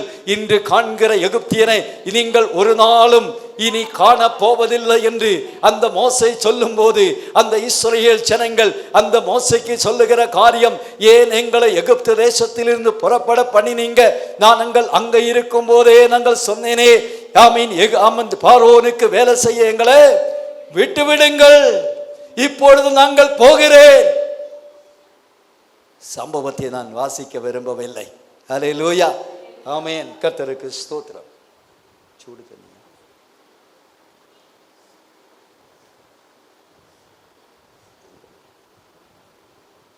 அல்லேலூயா, கர்த்தருக்கு ஸ்தோத்திரம். இன்னைக்கு காலையிலே நான் கொஞ்சம் கிரேப் ஜூஸ் குடிச்சிட்டேன், அதான் தப்பு பண்ணிட்டேன். எங்களுக்கு சிறுவர் வேதாகம பள்ளி நடந்து கொண்டு இருக்கிற பசங்களுக்கு ஜூஸ் குடித்த வேளையில் கொடுத்த வேளையில் நான் கொஞ்சம் குடிச்சிட்டேன், அதான் தப்பு பண்ணிட்டேன். மற்றபடி இந்த கோல்டு எனக்கு இல்லை. ஆமென். கர்த்தருக்கு ஸ்தோத்திரம், தேவனுக்கு மகிமை. அல்லேலூயா. மோசையோடு ஜனங்கள் சொல்லுவது, எங்களை விட்டு விடு, நாங்கள் போகிறேன். அல்லேலூயா. ஆனால் மோசை என்ன சொல்றாரு? நீங்கள் நின்று கொண்டு, ஆமாம், நீங்கள் நின்று கொண்டு கர்த்தர் உங்களுக்கு செய்யும் ரட்சிப்பை உங்களுக்கு காண்பீர்கள். அல்லேலூயா. நீங்கள் இன்று காண்கிற இந்த எகிப்தியர்களை இனி என்றேக்கும் காண மாட்டீங்க. அல்லேலூயா. பார்வோனிடத்திலே சரணடையும்படியாக ஆவலோடு நிற்கிற ஜனங்களுக்கு மோசே சொல்லுகிறது, இன்னொரு விதத்தில் சொன்னா, நான் இங்கே உறுதியாய் நிற்க போறேன், நீங்க எங்க கூட என் கூட நிற்போமானால் கர்த்தர் உங்களுக்காய் அற்புதத்தை செய்வார், உங்களுக்காக இந்த செங்கடலிலே வழியே திறப்பார். ஹல்லேலூயா. இன்னைக்கு எத்தனை பேர், ஆமென், செங்கடல் போல சூழ்நிலைகள் வரும்போது பின்னாலே துரத்தி கொண்டு வருகிற பார்வோனின் சேனையை கண்டு அஞ்சாமல் கர்த்தருக்காக வைராக்கியமா நிற்பீர்களோ? ஆமென். அந்த ஒரு மனிதனுக்காக, இங்க இஸ்ரவேல் ஜனத்துக்காக ஆண்டவர் அங்க அற்புதம் செய்தது, ஒரு மோசைக்காக. அல்லேலூயா. ஒரு மோசைக்காக ஒரு நாள் ஆண்டவருக்கு சொல்லாரு, என்னை விட்டு விடு, நான் உன்னை பெரிய ஜாதியாக்குவேன், இந்த ஜனத்தை எல்லாம் நான் அழிச்சு போடுவேன். அல்லேலூயா. ஒரு மனுஷனுக்காக கர்த்தர் செங்கடலை பிளர்ந்தாரே. அல்லேலூயா. அங்க வழியை உண்டாக்கினாரே. அல்லேலூயா. வழி திறக்கிற தேவன் தான் நம்முடைய தேவன். அது ஒரு மனிதன் ஆண்டவருக்காக நின்றால் அந்த ஒரு மனிதனுக்காக கடலை பிளந்து வழியை உண்டாக்குவார். அல்லேலூயா. அவர் யோர்தானை பிளர்க்கும் போது ஒரு கூட்டம் இஸ்ரவேல் ஜனங்கள் கடந்து போகும்படியாக அவர் யோர்தானை, ஆமென், பிளந்தார். அதற்கு பிறகு 2 மனிதர்களுக்காக பிளந்தார். எலியாவும் எலிசாவும் அக்கறைக்கு போகிறதுக்காக யோர்தானை பிரித்தாரு. அல்லேலூயா. ஆமீன். அந்த எலியாவும் பரலோகத்துக்கு எடுத்து கொள்ளப்பட்ட பிறகு ஒரு எலிசா தனியாக வராரு. எலிசாவுக்கு ஒரு டவுட், எலியா கூட இருந்த போது பிரிஞ்சது நமக்காகவும் பிரிக்கப்படுமோ? இன்னைக்கு உங்களுக்கும் உள்ள அந்த எண்ணம் இருக்கும், எனக்காக செய்வாரா, எனக்காக ஆண்டவர் செய்வாரா? ஆமீன். அந்த எலியா என்பவன் தேவனுடைய வல்லமையான தீர்க்கதரிசி. அல்லேலூயா. வானத்திலிருந்து அக்கினியை இறங்க பண்ணின தீர்க்கதரிசி. அல்லேலூயா. ஆமென். ஸ்தோத்திரம். அல்லேலூயா. ஆமீன். அப்படிப்பட்ட ஒரு தெய்வ மனுஷனுக்காக யோர்தான் பிரிக்கப்பட்டது உண்மை. அது ஆண்டவர் செய்தார். நானோ, ஆமீன், மாடு மேய்த்து கொண்டு இல்லை ஏரோட்டி கொண்டிருந்த ஒரு மனுஷன், அப்படித்தானே? அவன் 12 ஏறுகளை வைத்து ஓட்டி கொண்டிருந்தான். 12வது ஏரோடு கூட அந்த எலிசா தான் இருந்தார். அப்போ இவருடைய தொழில் என்ன? ஏர் ஓட்டுகிறவன். அவன் தீர்க்கதரிசியாக எலியாவுக்கு பின்னால வந்த பிறகு அவனுக்கு இன்னொரு பேர் கொடுக்கப்பட்டது, எலியாவின் கைக்கு தண்ணீர் வார்க்கிற எலிசா. அல்லேலூயா. அசிஸ்டன்ட் ப்ராஃபட்னு கூட அவருக்கு ஒரு பட்ட பேர் கொடுக்கல. அல்லேலூயா. ஆமென். எலியாவினுடைய சீஷியன் என்ற பேரு கூட அவருக்கு இல்லை. அல்லேலூயா. ஆமென்.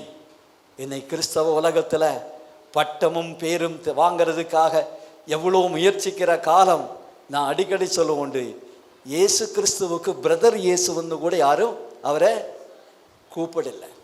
இன்னைக்கு ஒரு பாஸ்டரை பிரதர்ன்னு சொல்லிச்சுன்னா பாஸ்டருக்கு கோபம் வந்துடும். நானும் ஒரு பாஸ்டர் தான், ஏன் என்னை பிரதர்ன்னு கூப்பிட்டீங்க? ஆனால் நம்ம எல்லாம் ஆராதிக்கிறது இயேசுவுக்கு பிரதர் இயேசுன்னு கூட பேரு கிடையாது, ஒரு பட்ட பேரு கிடையாது. அவர் அதை விரும்பினதும் இல்லை. அல்லேலூயா. இந்த எலியாவுக்கு ஊழியம் செய்த இந்த எலிசாவுக்கு எலியாவுடைய சீஷன் என்று பேரு கூட கிடையாது. எலியாவின் கைக்கு தண்ணீர் வார்த்த எலிசா. அல்லேலூயா. ஆமீன். எனக்காக இந்த யோர்தானிலே கர்த்தர் வழி திறக்குமா? அல்லேலூயா. ஆமீன். இன்னைக்கு என்னுடைய செய்தியோட தலைப்பு நான் சொல்ல முதல்ல மறந்துட்டேன். வழி திறக்கும் தேவன். அல்லேலூயா. வழி திறக்கும் தேவன். அல்லேலூயா. யோவானுக்கு பத்மவுக்கு போறதுக்கு அரசாங்கம் வழி திறந்தான்னா அங்க அவனை அடைச்சு வச்சாரு, அங்க இருந்து அவனை கொண்டு வருவதற்கு தேவன் வழி திறந்தாரு. அல்லேலூயா. அதுக்கு ஒரு சாம்ராஜ்யத்தினுடைய தலைவனே ஆமீன் மரணம் அடைய செய்து கர்த்தர் அவனை அங்கிருந்து திருப்பி கொண்டு வந்தாரு. எந்த அரசாங்கம் அவனை அங்க அனுப்பினதோ அந்த அரசாங்கமே அவனை கொண்டு வந்து எபேசுவில திருப்பி சேர்த்து அந்த எபேசுவில ஒரு இயற்கையான மரணம் அவன் சந்தித்தாரு. அல்லேலூயா. ஆமீன். கர்த்தருக்கு ஸ்தோத்திரம் உண்டாகட்டும். இங்கே ஆமீன் ஸ்தோத்திரம். அந்த செங்கடலிலே வழி திறந்தாரு. அல்லேலூயா. அதுக்கிடையில் நாம் எலிசாவுக்கு போயிட்டோம். அல்லேலூயா. அந்த எலிசா என்கிற ஒரு மனிதனுக்காக ஆண்டவர் திறப்பாரா? ஒருவேளை இன்னைக்கு உங்களுடையும் கேள்வி, நான் ஆமீன் வெறும் அற்பமான ஒரு மனிதனாய் இருக்கிறேன், படிப்பு கிடையாது, நல்ல வேலை கிடையாது, நல்ல குடும்பம் என்று சொல்லுவதற்கு இல்லை, என் குடும்பத்தில் நல்ல படித்தவர்கள் இல்லை, எனக்காக ஆண்டவர் செய்வாரா? ஆமீன். அவர் படிப்பும் பட்டமும் பார்க்கிறவர் அல்ல. ஆண் என்றும் பெண் என்றும் இல்லை, யூதன் என்றும் கிரேக்கன் என்றும் இல்லை, அடிமை என்னும் சுயாதீன் என்றும் இல்லை. தம்மே தேடுகிற யாவருக்கும் தேவன் ஐஸ்வர்ய சம்பன்னராயிருக்கிறாரு. அல்லேலூயா. பணக்காரருக்கு மாத்திரம்தான் இன்னைக்கு உலகத்துல ஆமீன் அதிகாரங்கள் அவர்களுக்கு தான் உதவி செய்வான் என்றால் இன்னைக்கு ஆண்டவர் சொல்லுகிறார் ஆமீன் ஸ்தோத்திரம். அல்லேலூயா. ஓ தம்மை நோக்கி கூப்பிடுகிற யாவருக்கும், உண்மையாய் தம்மை நோக்கி கூப்பிடுகிற யாவருக்கும் கர்த்தர் சமீபமாய் இருந்து அவருக்கு உதவி செய்கிறவராய் இருக்கிறார். அல்லேலூயா. தேவனை ஸ்தோத்திரிப்போம். இன்றைக்கு ஒருவேளை நீ ஏழையாய் இருக்கலாம், ஆமீன் சரியான வேலை இல்லாம இருக்கலாம், சரியான படிப்பு இல்லாம இருக்கலாம், பெரிய குடும்ப மகிமை இல்லாம இருக்கலாம். ஆனாலும் கர்த்தருடைய பார்வையில நீங்களும் நானும் விலையேற பெற்றவங்க. ஹல்லேலூயா. கரங்களை தட்டி ஆண்டவருக்கு நன்றி சொல்லுங்க. ஏனென்றால் விலையேறப்பட்ட இரத்தத்தினால் மீட்கப்பட்டவர்களாய் இருக்கிறோம். நீங்களும் நானும் விலையேற பெற்றவங்க. நமக்காக பெரிய காரியத்தை செய்வார். அந்த நான் நினைக்கிற அந்த எலிசா அந்த எலியாவின் மேல் விழுந்த அந்த சால்வையே சுருட்டி அடிச்சு பார்க்கலாம், பிளர்ந்தால் பிளர்க்கட்டும் என்று அவன் அடித்தார். யோர்தான் வழிவிட்டது. அல்லேலூயா. யோர்தான் பிரிக்கப்பட்டது ஒரு மனிதனுக்காக. அல்லேலூயா. நான் சொல்லுகிறேன், அந்த செங்கடல் அத்தனை 6 லட்சம் கொண்ட இஸ்ரவேல் ஜனத்துக்காக அல்ல, அந்த மோசைக்காக தேவன் பிளர்ந்தார். இந்த ஜனங்கள் எல்லாம் பார்வோனிடத்தில் அடைக்கலமாய் போய் சேர்ந்தாலும் இந்த மோசையை நான் காப்பாற்றுவேன், அவனை நான் பெரிய ஜாதியாக்குவேன் என்று கர்த்தர் சொல்லுகிறாரே. ஆமீன். அந்த மோசைக்காக ஒரு செங்கடலே பிளர்ப்புனது உண்மையானால் உனக்காகவும் எனக்காகவும் தேவன் பெரிய காரியங்களை செய்வார். அவர் கடலிலும் சமுத்திரத்திலும் வழியை உண்டாக்குறவர். ஹல்லேலூயா. நாகும் தீர்க்கதரிசி இப்படி சொல்லுகிறார், கர்த்தருடைய வழி ஆமீன் திரளான தண்ணீரிலும் கடலிலும் கர்த்தருடைய வழி உண்டு என்றார். அல்லேலூயா. ஆமீன். கர்த்தருக்கு ஸ்தோத்திரம். ஒரு மோசைக்காக தேவன் வழியை திறக்க காரணம் என்னவென்றால், அங்கே அடைக்கப்பட்ட வழிகள் திறக்கப்பட காரணம், அடைக்கப்பட்ட கதவுகள் திறக்கப்பட காரணம் என்றால் தேவனுக்காக வைராக்கியமாக நின்றார். தேவனுக்காக நின்ற ஒரு யோவானுக்காக ஆமீன் ஸ்தோத்திரம். நாடு கடத்தப்பட்டவனை கர்த்தர் திருப்பி கொண்டு வந்து எபேசுவிலே கொண்டு வந்து அவனை கொண்டு இந்த செய்தி இன்றைக்கு நீங்களும் நானும் அறியத்தக்கதாக உங்களுடைய என்னுடைய வாழ்க்கையிலே கர்த்தர் செய்ய போகிற காரியங்களை அறியத்தக்கதாக சபைக்கு ஏற்படுகிற உலகத்துக்கு நடக்க போகிற காரியங்கள் இன்னவன் அறிவிக்கும்படியாக அவரை திருப்பி கொண்டு உண்மையானால் அவருக்காக கதவுகளை திறந்து உண்மையானால் உங்களுக்காகவும் எனக்காகவும் கர்த்தர் நிச்சயமாய் செய்வாரே. அல்லேலூயா. ஆமீன். பயப்பட தேவையில்லை. அவர் நமக்காக யாவற்றையும் செய்து முடிக்கிறவராயிருக்கிறார். அல்லேலூயா. ஆமீன். கர்த்தருக்கு மகிமை. நான் ரொம்ப நேரம் எடுத்துக்கொள்ள விரும்பவில்லை. இது வெயில் காலமாயிருக்கிறது. சீக்கிரமாக முடிக்க நானும் விரும்புகிறேன். அல்லேலூயா. ஆமீன். கர்த்தருக்கு ஸ்தோத்திரம். இன்னொரு மனிதனை உங்களுக்கு முன்பாக நான் கொண்டு வர விரும்புகிறேன். அவன் வேற யாரும் அல்ல, யாக்கோபு. ஆதியாகமத்தின் புஸ்தகம் 28ஆம் அதிகாரத்தில் அந்த யாக்கோபு தன் தகப்பன் வீட்டை விட்டு புறப்பட்டு தன் மாமனாகிய லாபானின் வீட்டுக்கு போகும்படியாக தாயும் தகப்பனும் சேர்ந்து அவனை அனுப்பி வைக்கிறார். ஹல்லேலூயா. ஆமீன். என்ன காரணத்தினால் என்றால், ஆமீன் ஸ்தோத்திரம். ஹல்லேலூயா. ஏசா சொன்னார், என் தகப்பனை குறித்து நான் துக்கிக்க போகிற நாள் நெருங்கி வருகிறது. அப்படி தகப்பன் மரிச்சால் இங்க 2 பிரேதங்கள் இந்த வீட்டிலே இருக்கும். எப்படி அது? யாக்கோபையும் நான் கொன்று விடுவேன். அல்லேலூயா. இப்படி தன்னோடு கூட இருக்கிறவர்களுக்கு அவன் சொன்ன செய்தியே ரிபேக்காள் கேள்விப்பட்டு, அப்பா செத்தா இங்க 2 பணம் இருக்குன்னு சொன்னா யாரு தான் பயப்படாம போவாங்க? உடனேயே யாக்கோபே அம்மா கூப்பிட்டாங்க. கூப்பிட்டு என்ன சொன்னார்? என் மகனே, நீ இங்கே இருக்க வேணாம், நீ போ, என்னுடைய சகோதரனாகிய லாபான் வீட்டில் போயிரு. ஈசாக்கு இடத்துல போய் ரிபேக்காள் சொன்னாங்க, ஆமீன், இந்த ஏசா ஒரு பொண்ணு கட்டிட்டு வந்தாரு, அதனால என்னுடைய வாழ்க்கை நான் வாழ்ந்து என்ன பிரயோஜனம்? இப்படி வாழ்ந்து அதனால யாக்கோபோட போய் இந்த ஊரில் பெண்ணை கல்யாணம் பண்ணிட்டு வந்தா நான் வாழ்ந்து என்ன பிரயோஜனம் என்று சொல்லி ஈசாக்குக்கு சொல்லி யாக்கோபை ஆமீன் அவன் மாமனாகிய லாபான் வீட்டுக்கு அனுப்பி வைக்கிட்டு சொல்லும்போது என்ன சொன்னார்? உன் சகோதரனாகிய ஏசாவினுடைய கோபம் தணிந்த பிறகு நான் ஆள் அனுப்பி உன்னை அழைத்து கொண்டு வருவேன். நம்பி புறப்பட்டு போனா அவன் பிரயாணம் செய்து அதனுடைய 11ஆம் வசனம் 28:11 சொல்லுகிறது, ஒரு இடத்தில் வந்தபோது சூரியன் அஸ்தமித்தது, இருள் சூழ்ந்தது. பூமியின் மேல் மாத்திரமல்ல, அவனுடைய வாழ்க்கையின் மேலும் ஒரு இருள் சூழ்ந்தது. அவனுக்கு பின்பாக வாசல் மூடப்பட்டது. காரணம் என்ன தெரியுமா? அங்கே எழுதப்படவில்லை. ஆமோஸ் தீர்க்கதரிசியின் புஸ்தகம் 1ஆம் அதிகாரம் 11ஆம் வசனத்தை நீங்கள் எடுத்து படிச்சு பாருங்க. அன்னைக்கு அந்த வீட்டில் நடந்தது என்ன நாங்க பார்க்குவோம். ஆமோஸ் 1ஆம் அதிகாரம் 11ஆம் வசனம். மேலும் ஏதோமுடைய 3 பாதங்களின் நிமித்தம், மேலும் ஏதோமனுடைய 3 பாவங்கள். ஏதோம் என்றால் ஏசாயின் அர்த்தம். அல்லேலூயா. ஆமீன். ஏதோம் என்றால் அவனுக்கு அந்த பேர் எப்படி வந்துச்சு? அந்த சிவந்த பயிற்றின் கூளே அவன் குடிச்சான். அவனுக்கு அந்த சிவப்பான பயிற்றின் கூழின் மேல் அவன் ஆசையா இருந்ததை குடிச்சதுனால அவனுக்கு ஏதோம் என்று பேரு வந்தது. அந்த ஏதோமனுடைய 3 பாதகங்களின் நிமித்தம், 4 பாதகங்களின் நிமித்தமும் நான் அவன் ஆக்கினையை தீர்க்க மாட்டேன், அவனுடைய ஆக்கினையை நான் தீர்க்க மாட்டேன் என்று கர்த்தர் சொல்லுகிறார். அவன் தன் சகோதரனை பட்டயத்தோடு தொடர்ந்து தன் மனதை இரக்கமற்றதாக்கி. அல்லேலூயா. ஆமீன். அதுக்கு பிறகு சொல்லப்பட்ட சம்பவங்கள் பிற்பாடு நடந்த சம்பவங்கள். ஆனா இந்த சம்பவம் அவன் தன் சகோதரனை பட்டயத்தோடு தொடர்ந்தானா. யாக்கோபு வீட்டை விட்டு அவனுக்கு அப்பா அம்மா சேர்ந்து அவனை வழி அனுப்பி வச்சாங்க. டாட்டா கொடுத்து அனுப்பினாரு. நம்ம பிள்ளைங்களை வழி அனுப்புகிற மாதிரி, மகனே பத்திரமா போயிட்டு வா என்று சொல்லி அனுப்புகிற மாதிரி அனுப்பினன்னு நினச்சிக்காதீங்க. யாக்கோபு போகும்போது பின்னாலே ஒரு பட்டயம் அவனை துரத்தி கொண்டிருந்தது. அப்போ அவன் எப்படி ஓடி இருப்பான்னு யோசிச்சு பாருங்க. தன் உயிருக்காக பயந்து, நம்ம பாஷையில சொன்ன, நம்ம பாஷையில எப்படி அவன் ஓடின வழியில புல்லு கூட அப்புறம் முளைச்சிருக்காது. அவ்வளோ பயங்கரமாய் அவன் ஓடி இருப்பான்.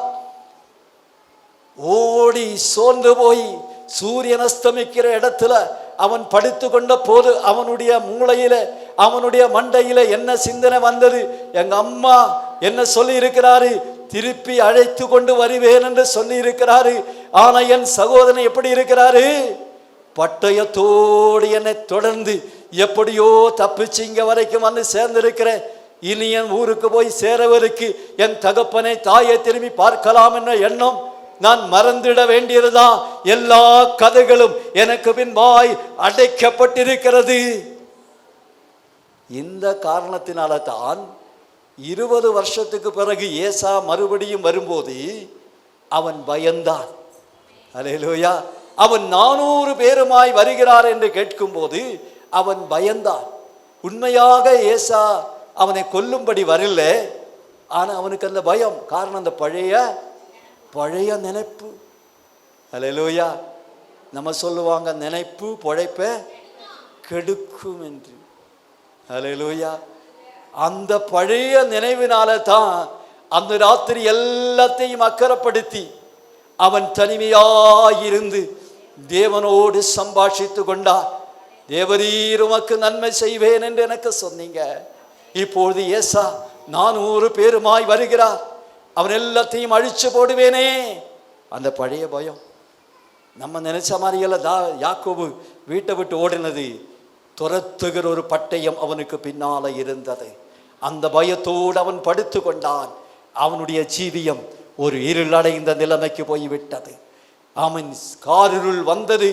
அவனுடைய வாழ்க்கை இருளானது. இனி நம்ம வாழ்க்கை அவ்வளவுதான் என்றவன் நினைத்து படுத்து கொண்டிருக்கும் போது கர்த்தர் ஒரு தரிசனத்தை கொடுத்தாரே, மகனே, உன்னுடைய வாசல்கள் எல்லாம் மூடப்படவில்லை. இதோ நான் உனக்கு ஒரு புதிய வாசலை திறந்து வைத்திருக்கிறேன். அல்லேலூயா. அவன் நோக்கும்போது இதோ ஒரு ஏணி வைக்கப்பட்டதையும் அதன் நுனி வானத்தை எட்டுகிறதாயும் இருந்தது. அதன் மேல் தேவதூதர்கள் ஏறுகிறவர்களாகவும் இறங்களுமாயிருந்தார். அதன் நுனியிலே கர்த்தர் நின்று, யோ யாக்கோபே, நீ பயப்படாதே, நான் உன் தகப்பனாகிய ஆபிரகாமின் தேவனும் ஈசாக்கும் தேவனுமாயிருக்கிறேன். நீ படுத்திருக்கிற பூமி உனக்கு கொடுப்பேன். அல்லேலூயா. பயந்து போய் நம்ம வாழ்க்கை அவ்வளவுதான் என்று நினைத்து சொந்த சகோதரனால் துரத்தப்பட்ட யாக்கோபு, அல்லேலூயா, ரொம்ப நல்லவனொன்னும் கிடையாது யாக்கோபு. நல்லவனானதுனால ஆண்டவர் தெரிந்து கொள்ளவில்லை. பிள்ளைகள் இன்னும் பிறக்கும் முன்னே, நல்வினை தீவனை செய்யும் முன்னே நான் யாக்கோபை தெரிந்து கொண்டேன், ஏசாவை பகைத்தேன் என்றார். இதுக்கு தான் கிருபைன்னு பேரு. எதுக்கு கிருபைன்னு பேரு? நல்லது செய்ததினால உங்களை யாரையும் ஆண்டவர் தெரிந்து கொள்ளலைங்க. நம்மளை பார்க்கலும் உலகத்தில் எத்தனை நல்லவங்க இருக்கிறாங்களா இல்லையா? கடந்த நாளில் நான் சபையில் ஒரு சாட்சி சொன்னேன். ஒரு இஸ்லாமியர் நல்லா படித்து ஒரு காலேஜ் ப்ரொஃபஸர் ஆனார். அவர் காலேஜ் ப்ரொஃபஸர் ஆன போது அவருடைய சம்பளத்தில் ஒரு பைசா கூட அவருடைய வீட்டுக்காக செலவு பண்ணாமல் ஏழை எளிய மக்களுக்காக, படிக்க வைக்க முடியாத பிள்ளைகளுடைய படிப்புக்காகவும் தன்னுடைய அத்தனை பணத்தையும் அவர் செலவு பண்ணார். அவருடைய வீட்டுக்காக அவர் என்ன செய்தார்னா, டியூட்டி முடிச்சுட்டு 4 மணிக்கு காலேஜ் கிளாஸ் பண்ண பிறகு ஹோட்டலில் போய் வேலை செய்ய, ஒரு பேரராக வேலை செய்து. நம்ம என்ன கூப்பிடுவோர? Server, waiter. காலேஜ் ப்ரொஃபஸர், லட்சமாக வாங்குற மனுஷன் இஸ்லாமியர். தோத்திரம். அப்படி ஒரு வேலை செய்து தன்னுடைய பிள்ளைகளை படிக்க வைக்கிறதுக்கும் குடும்ப செலவுக்குமாக செய்து, இதே ஐநா கேள்விப்பட்டு ஐநா அவரை அழைத்து அவருக்கு எத்தனையோ கோடி பணத்தை அவர்கிட்ட கொடுத்தாரு. அந்த பணத்தையும் ஏழை எளிய மக்களுக்காக கொடுத்தாரு. கிறிஸ்தவன் அல்லங்க, ஒரு இஸ்லாமியர். நான் எதுக்கு சொல்றேன்னா, நம்மளை பார்க்க எத்தனையோ நல்லவங்க உலகத்தில் இருந்தோம். அவங்களெல்லாம் தெரிந்து கொள்ளாமல் உங்களையும் என்னையும் தெரிந்து கொண்டுதான் கிருபை என்று சொல்லுவது. கரங்களை தட்டி ஆண்டவருக்கு நன்றி சொல்லுங்க. அந்த கிருபையினால் ரட்சிக்கப்பட்டவர்களாக ஆமீன் நாம் இன்னைக்கு இங்க வந்திருக்கிறோம் என்றால், ஹல்லேலூயா, ஆமீன். யாக்கோபு நல்லவன் அல்ல, வஞ்சகன். ஏமாத்துறவன். ஒரு பயிற்றுங்கூழுக்காக தன்னுடைய சகோதரனுடைய சேஷ்டபுத்திர பாகத்தை எழுதி வாங்கினவன், கண்ணு தெரியாத தகப்பனை ஏமாத்தி ஆசீர்வாதத்தை வாங்கிக்கிறவன் நல்லவன். அவன் பேரு, அவனுக்கு நம்ம என்ன பேர் கொடுக்கும்? ஏமாத்துகிறவன், எத்தன், வஞ்சகன். அல்லேலூயா. ஆமா, குருடனுக்கு முன்பாக இடர்ச்சிய வைக்காதுன்னு வேதம் சொல்லுகிறது. கண்ணு தெரியாத தகப்பனை ஏமாத்தி அவர் கேட்கிறாரு, சத்தம் யாக்கோபினுடைய சத்தமாய் இருக்கிறது, ஆனால் தடவி பார்த்தா யாரு மாதிரி இருக்குதே? ஏசா மாதிரி இருக்குதே. நல்ல நடிக்கிறதுக்கு நான் சொல்றேன், விஜயை பார்க்கலும் நல்லா நடிக்கிறவர் யாரு? தோத்திரம். ஹல்லேலூயா. நான் அவருடைய ஃபேன் ஒன்றும் கிடையாது, எனக்கு சினிமா காரியம் தெரியாது. இப்போ தான் அவர் பேர் கூட எனக்கு தெரியுது, இப்போ இந்த எலெக்ஷனில் அவர் நின்னதுனால. ஹல்லேலூயா. ஆமீன். ஸ்தோத்திரம். தேவனுக்கு மகிமை. ஹல்லேலூயா. கர்த்தருக்கு ஸ்தோத்திரம். அப்போ நடிப்புக்கு யாக்கோபு மாதிரி யாரையும் வேதத்தில் நாம் கண்டுபிடிக்கவே முடியாது. அவ்வளோ அக்குரேட்டா, எந்த சந்தேகமும் வரக்கூடாத நிலையில் அப்பாவுக்கிட்டே போய் அவ்வளோ நடிச்சு காட்டி, ஆமீன் ஸ்தோத்திரம். ஹல்லேலூயா. ஆசீர்வாதத்தையும் வாங்கிட்டு வந்தாருன்னா, ஆமீன் ஸ்தோத்திரம், அந்த மனுஷனை போய் ஆண்டவர் ஆசீர்வதிக்கிறார். அதுக்கு தான் கிருபை என்ன பேரு. நம்ம யாரும் நல்லவங்க கிடையாது, ஆனால் நம்மளை ஆண்டவர் ஆசீர்வதிக்கிறதுக்கு தான் கிருபை என்ன பேரு. நம்மை ஆண்டவர் ரட்சித்ததுக்கு தான் கிருபை என்ன பேரு. ஹல்லேலூயா. ஆமீன். ஒருவருக்கும் ஆமீன் நல்லவனுக்கு கிடைக்காதது, ஆமீன் நல்ல குடும்பத்தில் பிறந்தவருக்கு கிடைக்காதது இன்னைக்கு நமக்கு கிடைச்சிருக்கிறது. ஹல்லேலூயா.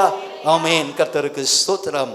இந்த யாக்கோபு எல்லாரும் கைவிடப்பட்ட நிலையில வனாந்தரத்தில் படுத்திருக்கிறார். அவ்வளவுதான் தன்னுடைய வாழ்க்கையை நினைத்து கொண்டு படுத்திருக்கும் போது ஆண்டவர் சொல்ல, இல்லப்பா, ஆமென், நான் உன்னை சமாதானத்தோடு உன் தகப்பன் வீட்டுக்கு திருப்பி கொண்டு வந்து சேர்ப்பேன், அதை செய்யும் அளவும் நான் உன்னை கைவிடாதிருப்பேன். அல்லேலூயா. அல்லேலூயா. அல்லேலூயா. ஆமீன். அவன் காலையில எழுந்து, இந்த ஸ்தலம் எவ்வளோ பயங்கரமாயிருக்கிறது, இது தேவனுடைய வீடை அல்லாமல் வேறொன்னில்லை, இது வானத்தின் வாசல் என்றார். அவனுக்காக ஒரு வாசல் திறந்ததை அவனை காண்பித்தாரே. எல்லா வழியும் அடைந்த போது நினைத்து கொள்ளாதீங்க, நான் தீராத வியாதி என்னை பிடித்திருக்கிறது, ஆமீன், கடன் பிரச்சனையினால் நான் அவதிப்படுகிறேன், எனக்கு உதவி செய்ய யாருமே இல்லையே, எல்லா வாசலும் எனக்கு முன்பாய் அடைப்பட்டிருக்கிறது, என் பிள்ளைகளுடைய எதிர்காலம் என்னவாய் முடியுமோ ஒரு கேள்விக்குறியாயிருக்கிறது. கவலைப்படாதே, இயேசு ஜீவிக்கிறாரே.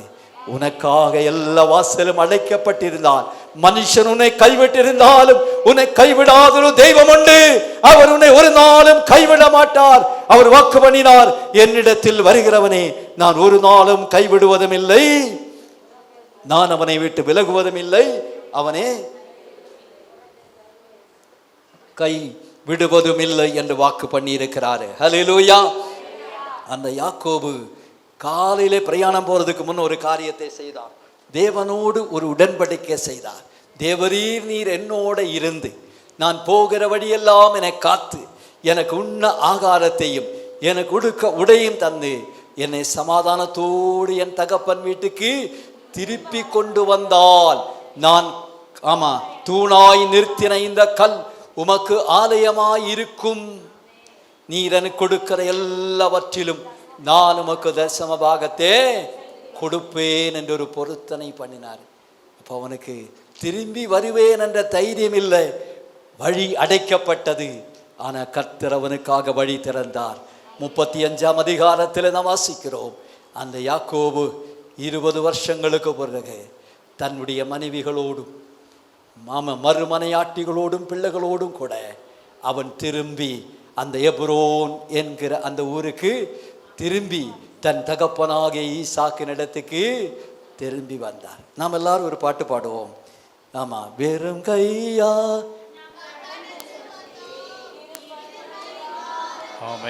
எனக்கு பாட வராது, நீங்க பாட வேணாம், நான் பாடல. காரணம், நான் பாடினா சிலப்போ நீங்க கேட்க விரும்ப மாட்டாங்க, எனக்கு பாட்டு வராது, அதனால நான் பாடல. ஆனால் பாடலோட தப்பு நான் சொல்றேன். இந்த இரு பரிவாரம் என்ன அது? 2 மனைவி, 2 மறுமணியாட்டி. இதுதான் இரு பரிவாரம். அதனால் இந்த பாட்டு பாடுறது எவ்வளோ நல்லா இருக்குன்னு யோசித்து பாடு. காரணம், அவர் ஏசா வருவதை கேள்விப்பட்டு லேயாவையும் அவளுடைய பிள்ளைகளையும் அவளுடைய மறுமனையாட்டின் பிள்ளைகளையும் தனிமையாக நிறுத்திட்டு, இல்லைன்னா லேயாவையும் ராகேலையும் அவருடைய பிள்ளைகளையும் மறுமனையாட்டின் பிள்ளைகளையும் தனித்தனியாக நிறுத்திட்டு தான் இரு பரிவாரம் சொல்கிறது. அப்போ அந்த பாட்டு பாடலாமா? நீங்கள் பாடுங்க, எனக்கு எந்த பிரச்சனையும் கிடையாது.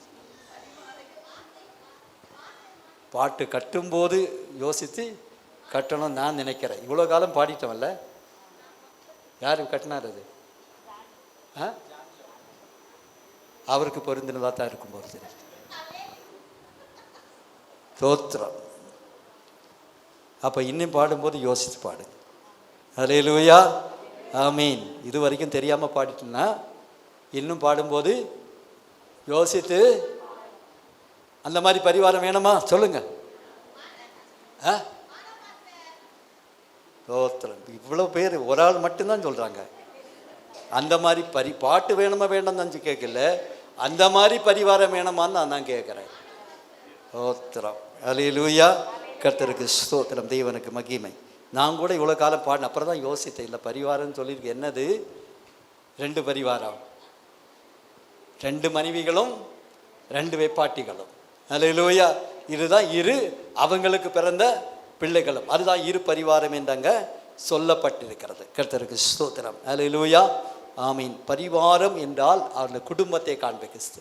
சேபாவின் ராஜஸ்திரி வரும்போது தன்னுடைய சகல பரிவாரங்களோடும் சாலமனை பார்க்க வந்தார் என்று எழுதியிருக்கிறோம். அல்லேலூயா, கர்த்தருக்கு ஸ்தோத்திரம். அதனால் நீங்கள் பாடுறது எனக்கு எந்த ஆட்சேபனையும் கிடையாது, நீங்கள் பாடிக்கிங்க. ஆனால் இதில் இருக்கிற பிரச்சனை மாத்திரம் நான் சொல்கிறேன். அல்லேலூயா, ஆமீன், ஸ்தோத்திரம். சாரி. அப்போ இந்த யாக்கோபு அவனுக்கு திரும்பி வரும்படி கர்த்தர் வழியை திறந்தார். வருவோம் என்ற நம்பிக்கையே இல்லாமல் வனாந்தரத்தில் படித்து, இந்த வனாந்தரத்தில் ஒருவேளை நான் மடிந்து போவேன் என்று அவன் நினைத்தார். ஆனால் கர்த்தர் 20 ஆண்டுகளுக்கு பிறகு கொண்டு வரும்போதே தேவனுடைய வார்த்தையே ஆமன் தேவன் நிறைவேற்றினாரே. வாக்குத்தத்தம் செய்தவர் வாக்கு மாறாதவராக இருக்கிறார். அல்லேலூயா, ஆமீன். கர்த்தருக்கு ஸ்தோத்திரம் உண்டாகட்டும். தேவனுக்கு மகிமை. இந்த இயேசு கிறிஸ்து நேற்றும் இன்றும் என்றும் மாறாதவர். அல்லேலூயா. அடுத்ததாக ஸ்தோத்திரம். இப்போ இந்த யாக்கோபை நாம் பார்க்கும்போது அவன் தேவனால் தெரிந்து கொள்ளப்பட்ட மனுஷன். தேவனாலே இப்போ நீங்களும் நானும் தெரிந்து கொள்ளப்பட்டவர். அப்போ தெரிந்து கொள்ளப்பட்டவனுக்காக வழியை திறக்கிற தேவன், தெரிந்து கொள்ளப்பட்டவனுக்காக வழியை தேவன் திறப்பார். முதல்ல நம்ம பார்த்தது கர்த்தருக்காக வைராக்கியமாக நிற்கிறவனுக்காக எல்லா வழி அடைக்கப்பட்டாலும் வழியை திறக்கிற தேவன் என்று பார்த்தோம். இன்னொரு திரை நம்ம பார்க்கலாம். ஏசாயா 45ஆம் அதிகாரம் அவனுடைய 1ஆம் வசனத்திலிருந்து சில வசனங்களை படிக்கலாம். ஏசாயா 45:1 வாசிக்கலாம். கர்த்தராகிய நான் அபிஷேகம் பண்ணின கோரேசுக்கு முன்பாக. அல்லேலூயா. இப்போ இவரை யாரு? கர்த்தர் அபிஷேகம் பண்ணினவர். அபிஷேகம் பண்ணினவனுக்காக வழியை திறக்கிற தேவன். முதல்ல கர்த்தருக்காக நிற்கிறவனுக்காக வழியை திறப்பார். இரண்டாவது கர்த்தரால் தெரிந்து கொள்ளப்பட்டவனுக்காக வழியை திறப்பார். மூன்றாவது அபிஷேகிக்கப்பட்டவனுக்காக வழியை திறப்பார். கர்த்தராகிய நான் அபிஷேகம் பண்ணின கோரேசுக்கு முன்பாக வாசல்கள் பூட்டப்படாமல் இருக்க. வாசிங்க. ஜாதிகளை கீழ்ப்படுத்தி ராஜாக்களின் இடைக்கட்டுகளை அவிழ்க்கும்படிக்கும் அவனுக்கு முன்பாக வாசல்கள் பூட்டப்படாதிருக்க கதவுகள் திறந்து வைக்கும்படிக்கும் அவனை பார்த்து அவன் வலது கையை பிடித்து அவனுக்கு சொல்லுகிறதாவது, நான் உனக்கு முன்னே போய் கோணலானவர்களை சபையாக்குவேன், உன்னை பெயர் சொல்லி அழைக்கிற இஸ்ரவேலின் தேவனாகிய கர்த்தர் நானே என்று நீ அறியும்படிக்கு வெண்கல கதவுகளை உடைத்து இரும்பு தாழ்பாளுகளை முறித்து அந்தகாரத்தில் இருக்கிற பொக்கிஷங்களும் ஒளிப்பிடத்தில் இருக்கிற புதையல்களும் உனக்கு கொடுப்பேன். போதும். ஹல்லேலூயா. இந்த கோரேஸ் என்கிற இந்த அரசன் பிறக்கிறதுக்கு 150 200 வருஷங்களுக்கு முன்னே ஏசாயா அவனை குறித்து தீர்க்க தரிசனம் சொன்னார். ஹல்லேலூயா. ஆமென். ஒரு மனுஷன் பிறக்கவே இல்லை, அவன் பிறக்கிறதுக்கு முன் அவனுக்கு பேரை வச்சு அவன் செய்ய போகிறதும் அவனுக்கு செய்யப்படுகிறதுமான காரியம், ஆமீன் ஸ்தோத்திரம், பாபிலோன் ஆமீன் எல்லைக்குள்ளே இல்லை, பாபிலோனுக்குள் அவன் பிரவேசித்து ஆமீன் ராஜாக்களின் இடக்கட்டுகளை அவிழ்த்து ஆமீன் ஸ்தோத்திரம் அந்த இடத்துல கொண்ட வைக்கப்பட்டதாயிருக்கிற புதையல்களும் பொக்கிஷங்களும் அவனுக்கு கொடுப்பேன் என்றும், அந்த பாபிலோன் கட்டப்படுவதற்கு முன்னே தான் இந்த தீர்க்கதரிசனம். நீங்க அதை நினைக்கணும்.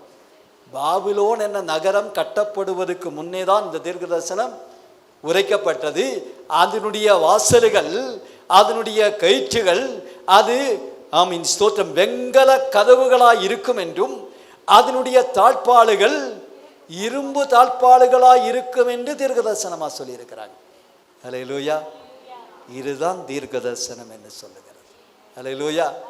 ஆமா, உன்னை வால் அல்ல தலையாக்குவே, நீ கீழல்ல மேலாகுவான்னு சொல்றது அல்ல தீர்க்கதரிசனம். ஹல்லேலூயா. ஆமென் ஸ்தோத்திரம். 200 வருஷத்துக்கு பிறகு நடக்க போகிற சம்பவம். அந்த பட்டணமே கட்டப்படுவதற்கு முன்னே, அதனுடைய வாசல்கள் வைக்கப்படுவதற்கு முன்னே, அதனுடைய வாசல்கள் எதனால் செய்யப்படும் என்றும், அதனுடைய தாழ்பாளுகள் எதனால் உண்டாக்கப்படும் என்றும், அது திறந்திருக்கும், அந்த அரசன் வரும்போது அது திறந்திருக்கும் என்றும் எழுதி வச்சிருக்கிறாரே. அப்பொழுது இந்த கோரேஸ் என்ற அரசன் பிறக்கவே இல்லை, பெர்சியா என்ன சாம்ராஜ்யமும் இல்லை. அப்பொழுது இருக்கிறது அவன் அசீரியன் சாம்ராஜ்யம்.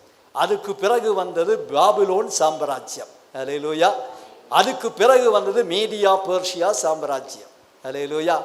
ஆமென். அப்ப ஏசாயா இருக்கிற காலத்திலே அசீரியா ராஜாக்கள் தான் இஸ்ரவேலுக்கு விரோதமாய் படையெடுத்து வந்தார்கள். நீங்க ஏசாயா தீர்க்கதரிசன புஸ்தகத்திலும் அது வாசிக்கிறோம், நாளாகம புஸ்தகங்களிலும் அது வாசிக்கிறோம். ஹல்லேலூயா. அப்பொழுது அசீரியர்கள் தான் இஸ்ரவேலுக்கு, எசேக்கியேலினுடைய நாட்களில் அசீரியர்கள் தான் வந்திருக்கிறார்கள். அந்த எசேக்கியேலினுடைய காலங்களிலெல்லாம் தீர்க்கதரிசியாய் இருக்கிறவர் இந்த ஏசாயா என்று நாம பார்க்கிறோமானால், யோதாம், ஆகாஸ், எசேக்கியேல் என்ற தீர்க்கதரிசிகளின் காலத்திலே தான் ஏசாயா தீர்க்கதரிசனம் வர்சிக்கிறாரு. அப்பொழுது வந்தவர்கள் அசீரியர்கள். அசீரியர்கள் உலகத்தை ஆட்சி செய்கிற காலத்தில் ஒரு பாபிலோன் சாம்ராஜ்யம் வருமென்றும், அதுக்கு பிறகு ஒரு பெர்சியா சாம்ராஜ்யம் வருமென்றும், அந்த பெர்சியா சாம்ராஜ்யத்தில் கோரேசன் ஒரு அரசன் எழும்பும் என்றும், ஆமேன், அவன் அந்த பாபிலோன் சாம்ராஜ்யத்தினுடைய பாபிலோன் நகரத்தினுடைய ஆமீன் வாசலுக்குள் பிரவேசிக்கும் என்றும், அந்த வாசல்கள் வெண்கலத்தினால் செய்யப்பட்டிருக்கும் என்றும், அதனுடைய தாழ்பாளுகள் இரும்பினால் செய்யப்பட்டிருக்கும் என்றும் எழுதி வச்சிருக்கிறார். ஹல்லேலூயா. அவனுக்கு முன்பாக வாசல்கள் பூட்டப்படாமல் இருக்கும். இந்த சம்பவம் தான் தானியேல் 5ஆம் அதிகாரத்தில் நீங்க வாசிக்கிறோம், வீட்டில் போய் வாசித்து பாருங்க. அன்று ராத்திரியில் பெல்சசர் கொலை செய்யப்பட்டார். அந்த ராத்திரியில் அந்த பெல்சசர் ஆமீன் தன்னுடைய 1000 பிரபுக்களுக்கு ஒரு விருந்து பண்ணினார். ஆமேன். அப்பொழுது தேவனுடைய ஆலயத்தில் கொண்டு வந்த பொன் வெள்ளி பாத்திரங்களை கொண்டு வந்து அவைகளிலே திராட்சை ரசத்தை ஊற்றி தன்னுடைய பிரபுக்களுக்கும் தன்னுடைய மனைவிகளுக்கும் மறுமனையாட்டிகளுக்கும் அவன் கொடுத்து எல்லாரும் குடித்து மதி மயங்கி இருக்கும் போது ஒரு கை உறுப்பு சுவற்றின் மேல் தோன்றி இப்படி எழுதினது, மெனே மெனே தெக்கேல் உபார்சீன் என்றார். ராஜா ஆடி போயிட்டார். இது என்ன? அலறினான், மந்திரவாதிகளை கூப்பிட்டான், இது வாசியுங்கள் என்றார். எங்களுக்கு வாசிக்க வராது என்றார். ராஜா பயந்து போயிட்டார். அல்லேலூயா. அவனுடைய முட்டிகள் ஆடிவிட்டது. அப்போது ராஜாத்தை சொல்லுகிறார், உன்னுடைய தகப்பனுடைய காலத்தில் ஒரு தீர்க்கதரிசி இருந்தார், அவர் பேரு தானியேல், அவருக்கு கொடுக்கப்பட்ட பேரும் பெல்சசர் என்று. அவரை அழைத்தால் அவர் அதை வாசிப்பார். அப்படி தானியேல் கொண்டு வரப்பட்டார், அவர் வாசித்தார். மெனே மெனே தெக்கேல் உபார்சின் என்றார். உன்னை திராசிலே நிறுத்தி குறைவுள்ளவனாய் கண்டேன். உன் ராஜ்யத்தை பிரித்து மேதியருக்கும் பார்சிகளுக்கும் கொடுத்தேன். அன்று ராத்திரியில் பெல்சசர் கொலை செய்யப்பட்டார். அந்த பாபிலோனுக்கு 100 வாசல்கள் உண்டு. அத்தனையும் வெண்கலத்தினால் செய்யப்பட்டது. அவைகள் பகலிலே திறந்து சாயங்காலத்தில் அது மூடுவாங்க. திறந்திருக்கும் போது அவைகளை பாதுகாக்கிற போர்ச்சேவர்கள் நிற்பார்கள். ஆனால் பட்டணத்துக்கு பெரிய வாசல் ஒன்று உண்டு. அந்த வாசல் மனுஷ கைகளால் திறக்க முடியாது. அதை திறக்கணும் என்றால் யானைகளை கட்டி இழுத்துதான் அது திறக்கணும். அது வழியாக ஃபெஸ்டிவல் நாட்களிலும் முக்கியமான விருந்துகள் நடக்கிற நாட்களிலும் மாத்திரம்தான் அந்த வாசல் திறக்கப்படும். அல்லேலூயா. இப்பொழுது 200 வருஷத்துக்கு முன் ஒரு மனுஷன் தீர்க்கதரிசனம் சொல்லாரே, அவனுக்கு முன்பாக வாசல்கள் பூட்டப்படாதிருக்கும். அன்றைக்கு ஸ்தோத்திரம், கோரேஸ் தன்னுடைய குதிரையின் மேல் அந்த பட்டணத்துக்கு நேராக வரும்போது ஒரு காலமும் திறக்கப்படாத வாசல் அந்த ராத்திரியிலே திறந்து வைக்கப்பட்டிருந்தது. அல்லேலூயா. இதை குறித்து எரமியா தீர்க்கதரிசனத்தில் 51ஆம் அதிகாரத்தில் நீங்கள் வீட்டிலே போய் படிச்சு பாருங்கள். பாபிலோன் ராஜாவே, உன்னுடைய மேய்ப்பர்கள் உறங்குவார்கள். அவர்கள் யுத்தம் செய்யவில்லை, அவர்கள் தூங்கிவிட்டார்கள். பட்டணம் பாதுகாக்கப்படவில்லை. அரசன் உள்ளே பிரவேசித்தான். ராஜா கொலை செய்யப்பட்டது. பாபிலோன் நகரம் பெர்ஷியருடைய கையில் வந்து சேர்ந்தது. அவனுக்கு முன்பாக வாசல்கள் பூட்டப்படாதிருக்கவும், வெண்கல கதகளை உடைத்து இரும்பு தாழ்பாடுகளை முறித்து அந்தகாரத்தில் இருக்கிற புதையல்களையும் பொக்கிஷங்களையும் தேவன் அவனுக்கு கொடுத்தார். அல்லேலூயா. அபிஷேகம் பண்ணப்பட்ட தெய்வ மனுஷனுக்கு முன்பாக எந்த வாசல்களும் பூட்டி இருக்க முடியாது. அபிஷேகம் பண்ணப்பட்ட தேவ பிள்ளையே, உனக்கு முன்பாக திறக்கப்படாத வாசல் இருக்காது என்று நான் சொல்லுகிறேன். ஆமீன். ஏனென்றால் தேவனுடைய வார்த்தை சொல்லுகிறது, அபிஷேகம் பண்ணப்பட்ட கோரேசுக்கு முன்பாக அந்த பெரிய வாசல் கூட திறந்து வைக்கப்பட்டது உண்மையானால் உனக்காகவும் உங்களுக்காகவும் திறக்குவார். அல்லேலூயா. இதோ திறந்த வாசலை உனக்கு முன்பாக வைத்திருக்கிறேன், அது ஒருவனும் பூட்ட மாட்டான் என்று சொன்ன கர்த்தருடைய வார்த்தை எவ்வளவு உண்மையாய் இருக்கிறது. முதலாவது நாம் பார்த்தோம், கர்த்தருக்காக நெல்லுங்க, உனக்காக தேவன் வழி திறப்பார். இரண்டாவதாக பார்த்தோம், தெரிந்து கொள்ளப்பட்டவனுக்காய் கர்த்தர் வழி திறப்பார். மூன்றாவதாக பார்த்தோம், அபிஷேகம் பண்ணப்பட்டவனுக்காக கர்த்தர் வழி திறப்பார். அல்லேலூயா. ஆமீன். கர்த்தருக்கு ஸ்தோத்திரம். அல்லேலூயா. தேவனுக்கு மகிமை. ஸ்தோத்திரம். இன்னொரு வசனத்தை கூட நம்ம பார்க்கலாம். யாருக்காக கர்த்தர் வழி திறப்பார் என்று, கதவை திறப்பார் என்று. மத்திய சுவிசேஷம் 7ஆம் அதிகாரத்தினுடைய 7ஆம் வசனத்தை படியுங்கள்.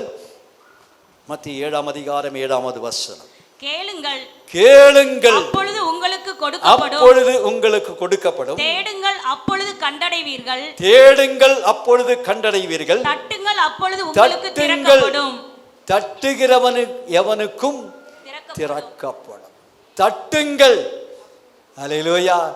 ஆமீன். முதல்ல நம்ம இதை பார்த்தோம், கர்த்தருக்காக நின்றால் கர்த்தர் நமக்காக நின்று வாசலை திறப்பார். ஆமென். இரண்டாவதாக தெரிந்து கொள்ளப்பட்டவனுக்காக திறக்கிற வாசல். மூன்றாவதாக அபிஷேகம் பண்ணப்பட்டவனுக்காக திறக்கிற வாசல். இங்கே இயேசுவானவர் தன்னுடைய மலை பிரசங்கத்திலே சொன்ன வார்த்தை, கேளுங்கள் அப்பொழுது உங்களுக்கு கொடுக்கப்படும், தேடுங்கள் அப்பொழுது நீங்கள் கண்டடையும், தட்டுங்கள் அப்பொழுது உங்களுக்கு திறக்கப்படும். அல்லேலூயா. ஆமென். கர்த்தருக்கு ஸ்தோத்திரம். ஆமென். தன்னுடைய துன்பத்திலே, நெருக்கத்திலே ஒரு பெண் எலிசா தீர்க்கதரிசியின் வாசலை தட்டினார். வாசிக்கலாம். 2 ராஜாக்களின் புஸ்தகம் 4ஆம் அதிகாரம் அவனுடைய 1ஆம் வசனத்தை படிக்கலாம். தீர்க்கதரிசிகளின் புத்திரர் எலிசாவை நோக்கி, 4ஆம் அதிகாரம் 1ஆம் வசனம் படிக்கிறீங்களா? தீர்க்கதரிசிகளுடைய புத்தல் ஒருவனுக்கு மனைவியாயிருந்த ஒரு ஸ்திரீ எலிசாவை பார்த்து உமது அடியானாகிய என் புருஷன் இறந்து போனான். உமது அடியான் கர்த்தருக்கு பயந்து நடந்தான் என்பதை அறிவி கடன் கொடுத்தவன் இப்பொழுது என் இரண்டு குமாரர்களையும் தனக்கு அடிமையாக்கி கொள்ள வந்திருக்கிறார், எனக்கு உதவி செய்யும். இதுதான் உங்களுடைய ரிக்வெஸ்ட். ஹல்லேலூயா, ஆமென். எலிசா கூட அநேக தீர்க்கதரிசிகள் இருந்தது. ஆமென், ஸ்தோத்திரம். 100 பேரில் அதிகமாக இருந்தது. ஹல்லேலூயா, ஆமென். நமக்கு தெரியும் அது. ஹல்லேலூயா, கர்த்தருக்கு ஸ்தோத்திரம். ஆமென். எலிசா தீர்க்கதரிசனத்தை கற்றுக் கொடுத்தாருன்னு வேதத்தில் எங்கேயும் எழுதல. ஆமென். இந்த காலத்தில் தீர்க்கதரிசன பயிற்சி பள்ளிகள் கூட வச்சுக்கிறாங்க. ஹல்லேலூயா. தீர்க்கதரிசனம் எப்பொழுதும் மனுஷனுடைய சித்தத்தின்படி உண்டாகிறதில்லை. பரிசுத்த தேவ மனுஷர்கள் தேவ ஆவியினாலே ஏவப்பட்டு பேசுகிறதான் தீர்க்கதரிசனம். அப்படியானா தீர்க்கதரிசன பயிற்சி பள்ளி எப்படி வச்சுக்கிறாங்களோ, என்ன கூப்பிட்டா இந்த மாதிரி எல்லாம் கேள்வி கேட்பாங்க. உங்களுக்கு கொஞ்சம் கஷ்டமாக தான் இருக்கும். ஏன் நான் சபையில் இப்படி தான் பேசுகிறேன். ஹல்லேலூயா, ஆமாம். சிலவங்களுக்கு பிடிக்கும், சிலவங்களுக்கு பிடிக்காதான். ஆனால் இருக்கிறது உண்மையாக சொல்லிடுவேன். ஹல்லேலூயா. அதாவது யாருடைய இரத்த பழிக்கு நான் ஆளாக விரும்பலை. கர்த்தருக்கு ஸ்தோத்திரம். ஹல்லேலூயா, தேவனுக்கு மகிமை. அப்போ ஹல்லேலூயா, அதில் ஒருவன் மரித்து போனான். அவனுடைய மனைவி வந்து எலிசாவின் இடத்துக்கு ஓடி வந்தான். அவன் கதவை தட்டுறார். எதுக்கு சொல்கிறாரு? கதவை திறந்து என்ன சொல்கிறாரு? எனக்கு கடன் பிரச்சனை, என் வீட்டுக்காரர் இறந்து போயிட்டார். ஆனால் அவர் தேவனுக்கு பயந்து நடந்தான். மனைவி கொடுக்கிற சாட்சி தான் புருஷனை பற்றி உண்மையான சாட்சி. அப்படிதானே? அப்படிதானே? ஸ்தோத்திரம். மனைவியை பற்றி யாருக்கு சாட்சி கொடுக்கணும்? ஏன்னா இங்கே அதிகமாக பெண்கள் இருக்கனால நான் கேட்குறேன். புருஷன் கொடுக்கிற சாட்சி தான் உண்மையான சாட்சி. ஹல்லேலூயா. அப்போ நம்மை பற்றி சாட்சி கொடுக்கும்போது பொய்யான சாட்சி யாரும் சொல்லக்கூடாது. அதனால் நாம் எப்படி நடந்து கொள்ளணும்? கர்த்தருக்கு பயந்தே நடந்து கொள்ளணும். யாராக இருந்தாலும், புருஷனானாலும் சரி, மனைவியானாலும் சரி. அப்பொழுது ஆமென், கடன்காரர் வந்து என் பிள்ளைகளை அடிமையாக்கி கொண்டு போகிறான். புருஷனை இழந்திருக்கிறாங்க, இப்போ பிள்ளைகளையும் இழக்க போகிறோம். பிள்ளைகளையும் இழக்க போகிறோம். ஹல்லேலூயா. இனி அந்த பிள்ளைகளோட மூஞ்சி நான் பார்க்கவே முடியாது. காரணம், அவர்களை அடிமையாக்கி கொண்டு போகிறார்.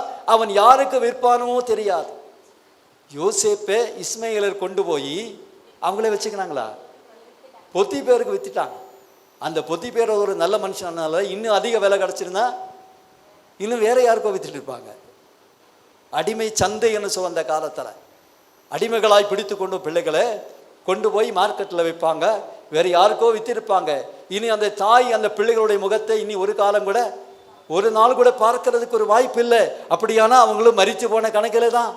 அப்போ தன் கணவனை இழந்து தன் பிள்ளைகளையும் இழக்கப் போகிற நிலையில் இருக்கிற ஒரு பெண், எவ்வளோ நிர்பந்தத்தில் இருக்கிறோம்.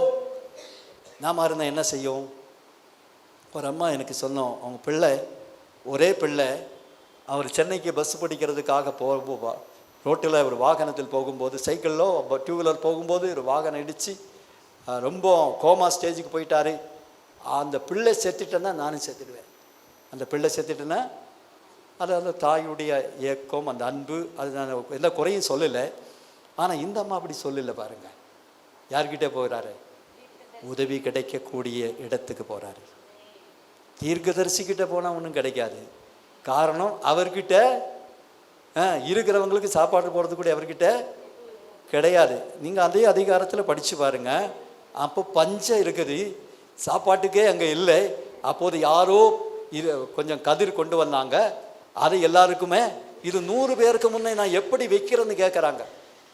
ஆமீன், ஸ்தோத்திரம். அந்த வார்கோதுமை கதிர்கள், ஆமாம், அதை 20 கதிர்கள் தான் கொண்டு வந்தது. அது 100 பேருக்கு முன்பாக வைத்து மிச்சம் வரும் என்று எலிசா சொல்றார். அல்லேலூயா. ஆமாம். அப்போ அவர்கிட்ட போனால் அவருடைய பாடு இந்த அம்மாவுடைய பாடோடு பெரிய பாடாக இருக்கிறது. அவரால் உதவி செய்ய முடியுமா? ஆனால் அவர் ஆராதிக்கிற தேவனால் முடியும். அந்த அம்மாவுக்கு அந்த விசுவாசம் இருக்குது. உங்களுக்கு அந்த விசுவாசம் வரட்டும். இன்னைக்கு வழி திறக்கும் என்று நான் சொல்லிட்டேன். அல்லேலூயா. ஆனால் வழி திறக்கிறது நான் அல்ல, ஆண்டவர் தான் வழி திறக்கிறாரு. அவள் தட்டினாரே, அப்பொழுது எலிசா கேட்கிறாரு, உன்னிடத்தில் உனக்கு வீட்டில் என்ன இருக்கிறது? அவள் சொன்னாள், எனக்கு வீட்டில் ஒரு குடம் எண்ணெய் இல்லாமல் உமதடியால் வீட்டில் வேற ஒன்றும் இல்லை. ஆமாம், ஒரு சட்டி பானை கூட இல்லை, அத்தனையும் விற்று சாப்பிட்டுருக்கிறார். அல்லேலூயா, ஆமேன். அப்பொழுது நீ வீட்டுக்கு போய் அயல் வீட்டாரிடத்தில் போய் காலி பாத்திரங்களை வாங்கி கொண்டு வந்து உன் பிள்ளைகளோடு கூட கதவை மூடிக்கொண்டு அந்த ஒரு கலசத்தில் இருக்கிற அந்த எண்ணெயை, ஒரு பாத்திரத்தில் இருக்க அந்த எண்ணெயை மற்ற பாத்திரங்கள் எல்லாம் நிரப்பு என்று சொன்னாங்க. அந்த அம்மா நம்பினாங்க. அல்லேலூயா, ஆமீன். நாம இருந்தால் நம்பி இருக்குமா? இந்த மனுஷன்கிட்ட போனால் ஏதாவது உதவி செய்யும். வீட்டுக்காரர் எத்தனை வருஷம் உழைச்சாங்க அங்கே, இல்லை எத்தனை வருஷம் அவருக்கு ஊழியம் செய்தாங்க. அவர் ஏதாவது செஞ்சிருக்கலாம். இனிமே நான் சபைக்கே போக மாட்டேன், இனி நான் ஜெபமே பண்ண மாட்டேன், இனி நான் வேதத்தையே படிக்க மாட்டேன். நம்மெல்லாம் அப்படி தானே சொல்கிறோம், நம்மெல்லாம் அப்படி தானே சொல்கிறோம். ஆமாம், ஏதாவது ஒரு காரியம் நடந்தில்லைன்னா ஆமாம் சர்ச்சுக்கு போக மாட்டேன். தோத்துறோம். அல்லேலூயா. பாஸ்டர் விசாரிக்க வந்தால் போங்க பாஸ்டர், ஆண்டவர் என்ன செய்தார்? இதெல்லாம் நான் சந்திக்கிறது, அதனால தான் சொல்கிறேன். நம்மள அப்படி தானே இருக்கிறோம். ஸ்தோத்திரம். அல்லேலூயா, ஆமீன். ஸ்தோத்திரம், தேவனுக்கு மகிமை. அல்லேலூயா. ஆனால் அந்த அம்மா ஒன்றும் சொல்லலை. அவள் வீட்டுக்கு போனார். நல்ல விசுவாசம் உள்ள, தெய்வ பயம் உள்ள புருஷன் மாத்திரம் அல்ல தெய்வ பயத்தில் இருக்கிறாங்க, மனைவியும் தெய்வத்தை பயப்படுகிறவங்க. வீட்டுக்கு போய் பிள்ளைகளை அனுப்பி சுற்றி இருக்கிற வீடுகள் நல்லா காலி பாத்திரங்களை, காரணம் வந்து வீட்டில் காலி பாத்திரமே இல்லை, இருக்கிறதெல்லாம் விற்றுட்டாங்க, விற்று சாப்பிட்டா. அப்போ கூட பத்தி இல்லையே. தோத்திரம். அப்பொழுது கொண்டு வந்து அந்த கொஞ்சம் எண்ணெயை, அந்த ஒரு பாத்திரத்தில் எண்ணெயை மற்ற பாத்திரங்கள் எல்லாம் நிரப்பினாங்க. அல்லேலூயா. ஆமாம், நிரப்பினிட்டு இன்னும் ஒரு பாத்திரம் வெய் என்றார். பிள்ளை என்ன சொன்னாரு? பாத்திரம் இல்லை. நான் நினைக்கிறேன் அந்த ஊரில் இருந்து அத்தனை பாத்திரம் கொண்டு வந்தாருதா, அத்தனை அண்டா செம்பு இல்லை டபரா அத்தனை எடுத்து வந்திருந்தாலும் அத்தனையும் நிரம்பி இருக்கு. அந்த அம்மாவுக்கு பேராசை இல்லைங்க.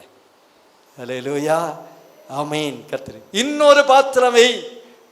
இன்னும் பாத்திரம் இல்லை என்று சொல்லி இருந்தா நாம இருந்தா என்ன சொல்லியிருக்கோம்? இன்னும் கொஞ்சம் பாத்திரம் கூட போய் வாங்கிட்டு வா என்று சொல்லி இருக்கோம். ஆனால் அவர் சொல்லல. ஆமீன். அந்த பாத்திரங்கள் ஆமீன் எல்லாம் ஒரு ஓரத்தில் வச்சுட்டு கதவை மூடிட்டு அந்த தெய்வ மனுஷனுக்கிட்ட போனார். இப்படியெல்லாம் நடந்தது.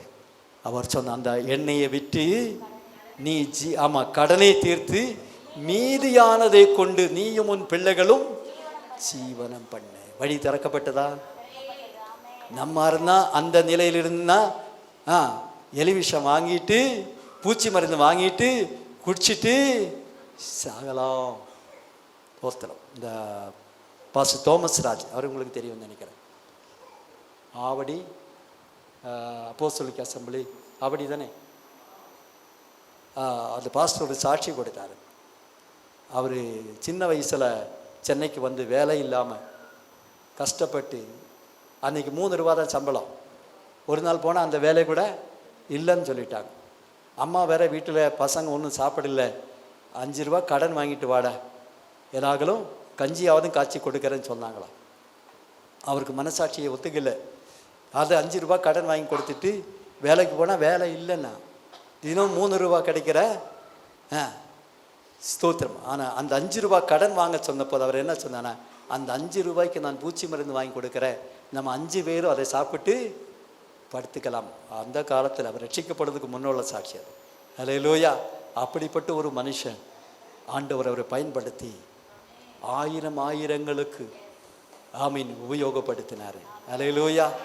இன்னைக்கு அவர் உயிரோட இல்லை, அவங்க பிள்ளைங்கள் தான் சபை. இன்னைக்கு சென்னையில் ஒரு பெரிய சர்ச்சை கட்டி எத்தனையோ 1000 பேர் அந்த சபையில் தேவனை ஆராதிக்கிறோம். ஆனால் ஒரு காலத்தில் ஒரு 5 ரூபாய்க்கு வழி இல்லாமல் 3 ரூபாய்க்கு வேலைக்கு போய் அந்த வேலையும் இல்லை என்று சொன்ன சூழ்நிலையில் பூச்சி மருந்து வாங்கி சாப்பிட்டு அப்படியே செத்து போயிடலாம் என்று நினைச்ச ஒரு காலம் உண்டுன்னு அவர் சொன்னார். ஆமீன். ஸ்தோத்திரம். ஆனால் அந்த ஆண்டவரை நம்பி வந்த பிறகு அவர் ஒரு குறையும் வைக்கல. இன்னைக்கு ஒரு பெரிய சபைக்கு போதகராயிருந்தவர் மரித்து போனார். கர்த்தருக்கு ஸ்தோத்திரம், தேவனுக்கு மகிமை. நான் எதுக்கு சொல்லனா, மனுஷனுக்கு அப்படிப்பட்ட சிந்தனைகள் தான் வரும்.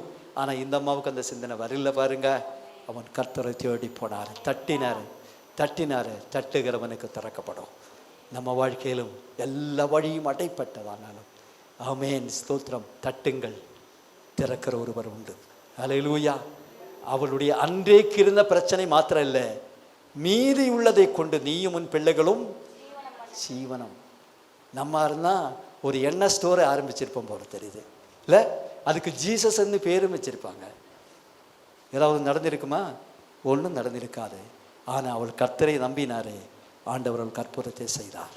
இன்னைக்கு நாம் சிந்தித்த வார்த்தையினுடைய தலைப்பு வழி திறக்கும் தேவன். யாருக்காக வழி திறப்பாரு? தமக்காக நிற்கிறவனுக்காக தேவன் வழி திறப்பார். என்ன சூழ்நிலைகள் வந்தாலும் தேவனுக்காக நில்லுங்கள், தேவன் உங்களுக்காக வழி திறப்பார். இரண்டாவது, தெரிந்து கொள்ளப்பட்ட நீ உனக்காக தேவன் வழி திறப்பார். சோர்ந்து போவாதே. நீ தெரிந்து கொள்ளப்பட்டவனாயிருந்தால் உனக்காக நிச்சயம் தேவன் வழி திறப்பார். ஒருவேளை காலங்கள் கடந்து போகலாம், நாட்கள் கடந்து போகலாம், மனம் சோர்ந்து போகக்கூடாது. தேவன் வழி திறப்ப. மூன்றாவது, அபிஷேகம் பண்ணப்பட்டவனுக்காக வழி திறந்தார். அல்லேலூயா, ஆமீன், ஸ்தோத்திரம். அபிஷேகம் பண்ணப்பட்டிருக்கிறையா? ஆமீன். சத்துரு போராட்டங்களை கொண்டு வரும்போது நீ மனம் சோர்ந்து போகக்கூடாது. எல்லா வழிகளும் அடைப்பட்டது, இருள்தான் எனக்கு தெரிகிறது, என் வாழ்க்கை அவ்வளவுதான் என்று சொல்லாது. அபிஷேகம் கொடுத்தவர் உண்மையுள்ளவராயிருக்கிறார், அவர் வழியை திறப்பார். அல்லேலூயா. நான்காவதாக, தட்டுகிறவனுக்காக வழி. ஆமீன். அந்த ஸ்திரீ அன்னைக்கு நாமாயிருந்தால் ஒருவேளை பூச்சி மருந்து சாப்பிட்டு படுத்துட்டு இருப்போம். ஆனால் ஆமீன், அவள் தேவனை தேடினார், கர்த்தருடைய கதவை தட்டினார், கர்த்தர் அவளுக்காக வழியை திறந்தார். அல்லேலூயா. அந்த குடும்பத்தினுடைய குறை தீர்க்கப்பட்டது. இன்னைக்கு பிரச்சனையா, போராட்டங்களா, வேதனையா, கண்ணீரா, எந்த நிலையிலே நீங்கள் இந்த இடத்துல வந்திருந்தாலும் நான் உங்களுக்கு சொல்லுகிறேன், இதோ ஒருவனும் பூட்டக்கூடாதபடி திறக்கிறவரும், ஆமீன், ஒருவரும் திறக்க கூடாதபடி பூட்டுகிறவரும், தாவீதின் திறவுகோலுடையவருமாகிய கர்த்தர் சொல்லுகிறது, இதோ திறந்த வாசலை உனக்கு முன்பாய் வைத்திருக்கிறேன், அது ஒருவனும் பூட்ட மாட்டான். அல்லேலூயா. யோவானுக்காக திறந்தார் என்றால் ஆமேன், உங்களுக்காகவும் எனக்காகவும் திறப்பார். மோசேக்காக திறந்தார் என்றால் உங்களுக்காயும் எனக்காகவும் திறப்பார். யாக்கோபுக்காக திறந்தார் என்றால் உங்களுக்கும் எனக்குமாய் திறப்பார். ஒரு ஏழை விதவைக்காக திறந்ததுண்மையானால் இன்றைக்கு உங்களுக்காயும் எனக்காக திறப்பார். நாம் கண்களை மூடி கர்த்தருடைய கரத்தில் ஒப்பு கொடுக்கலாம்.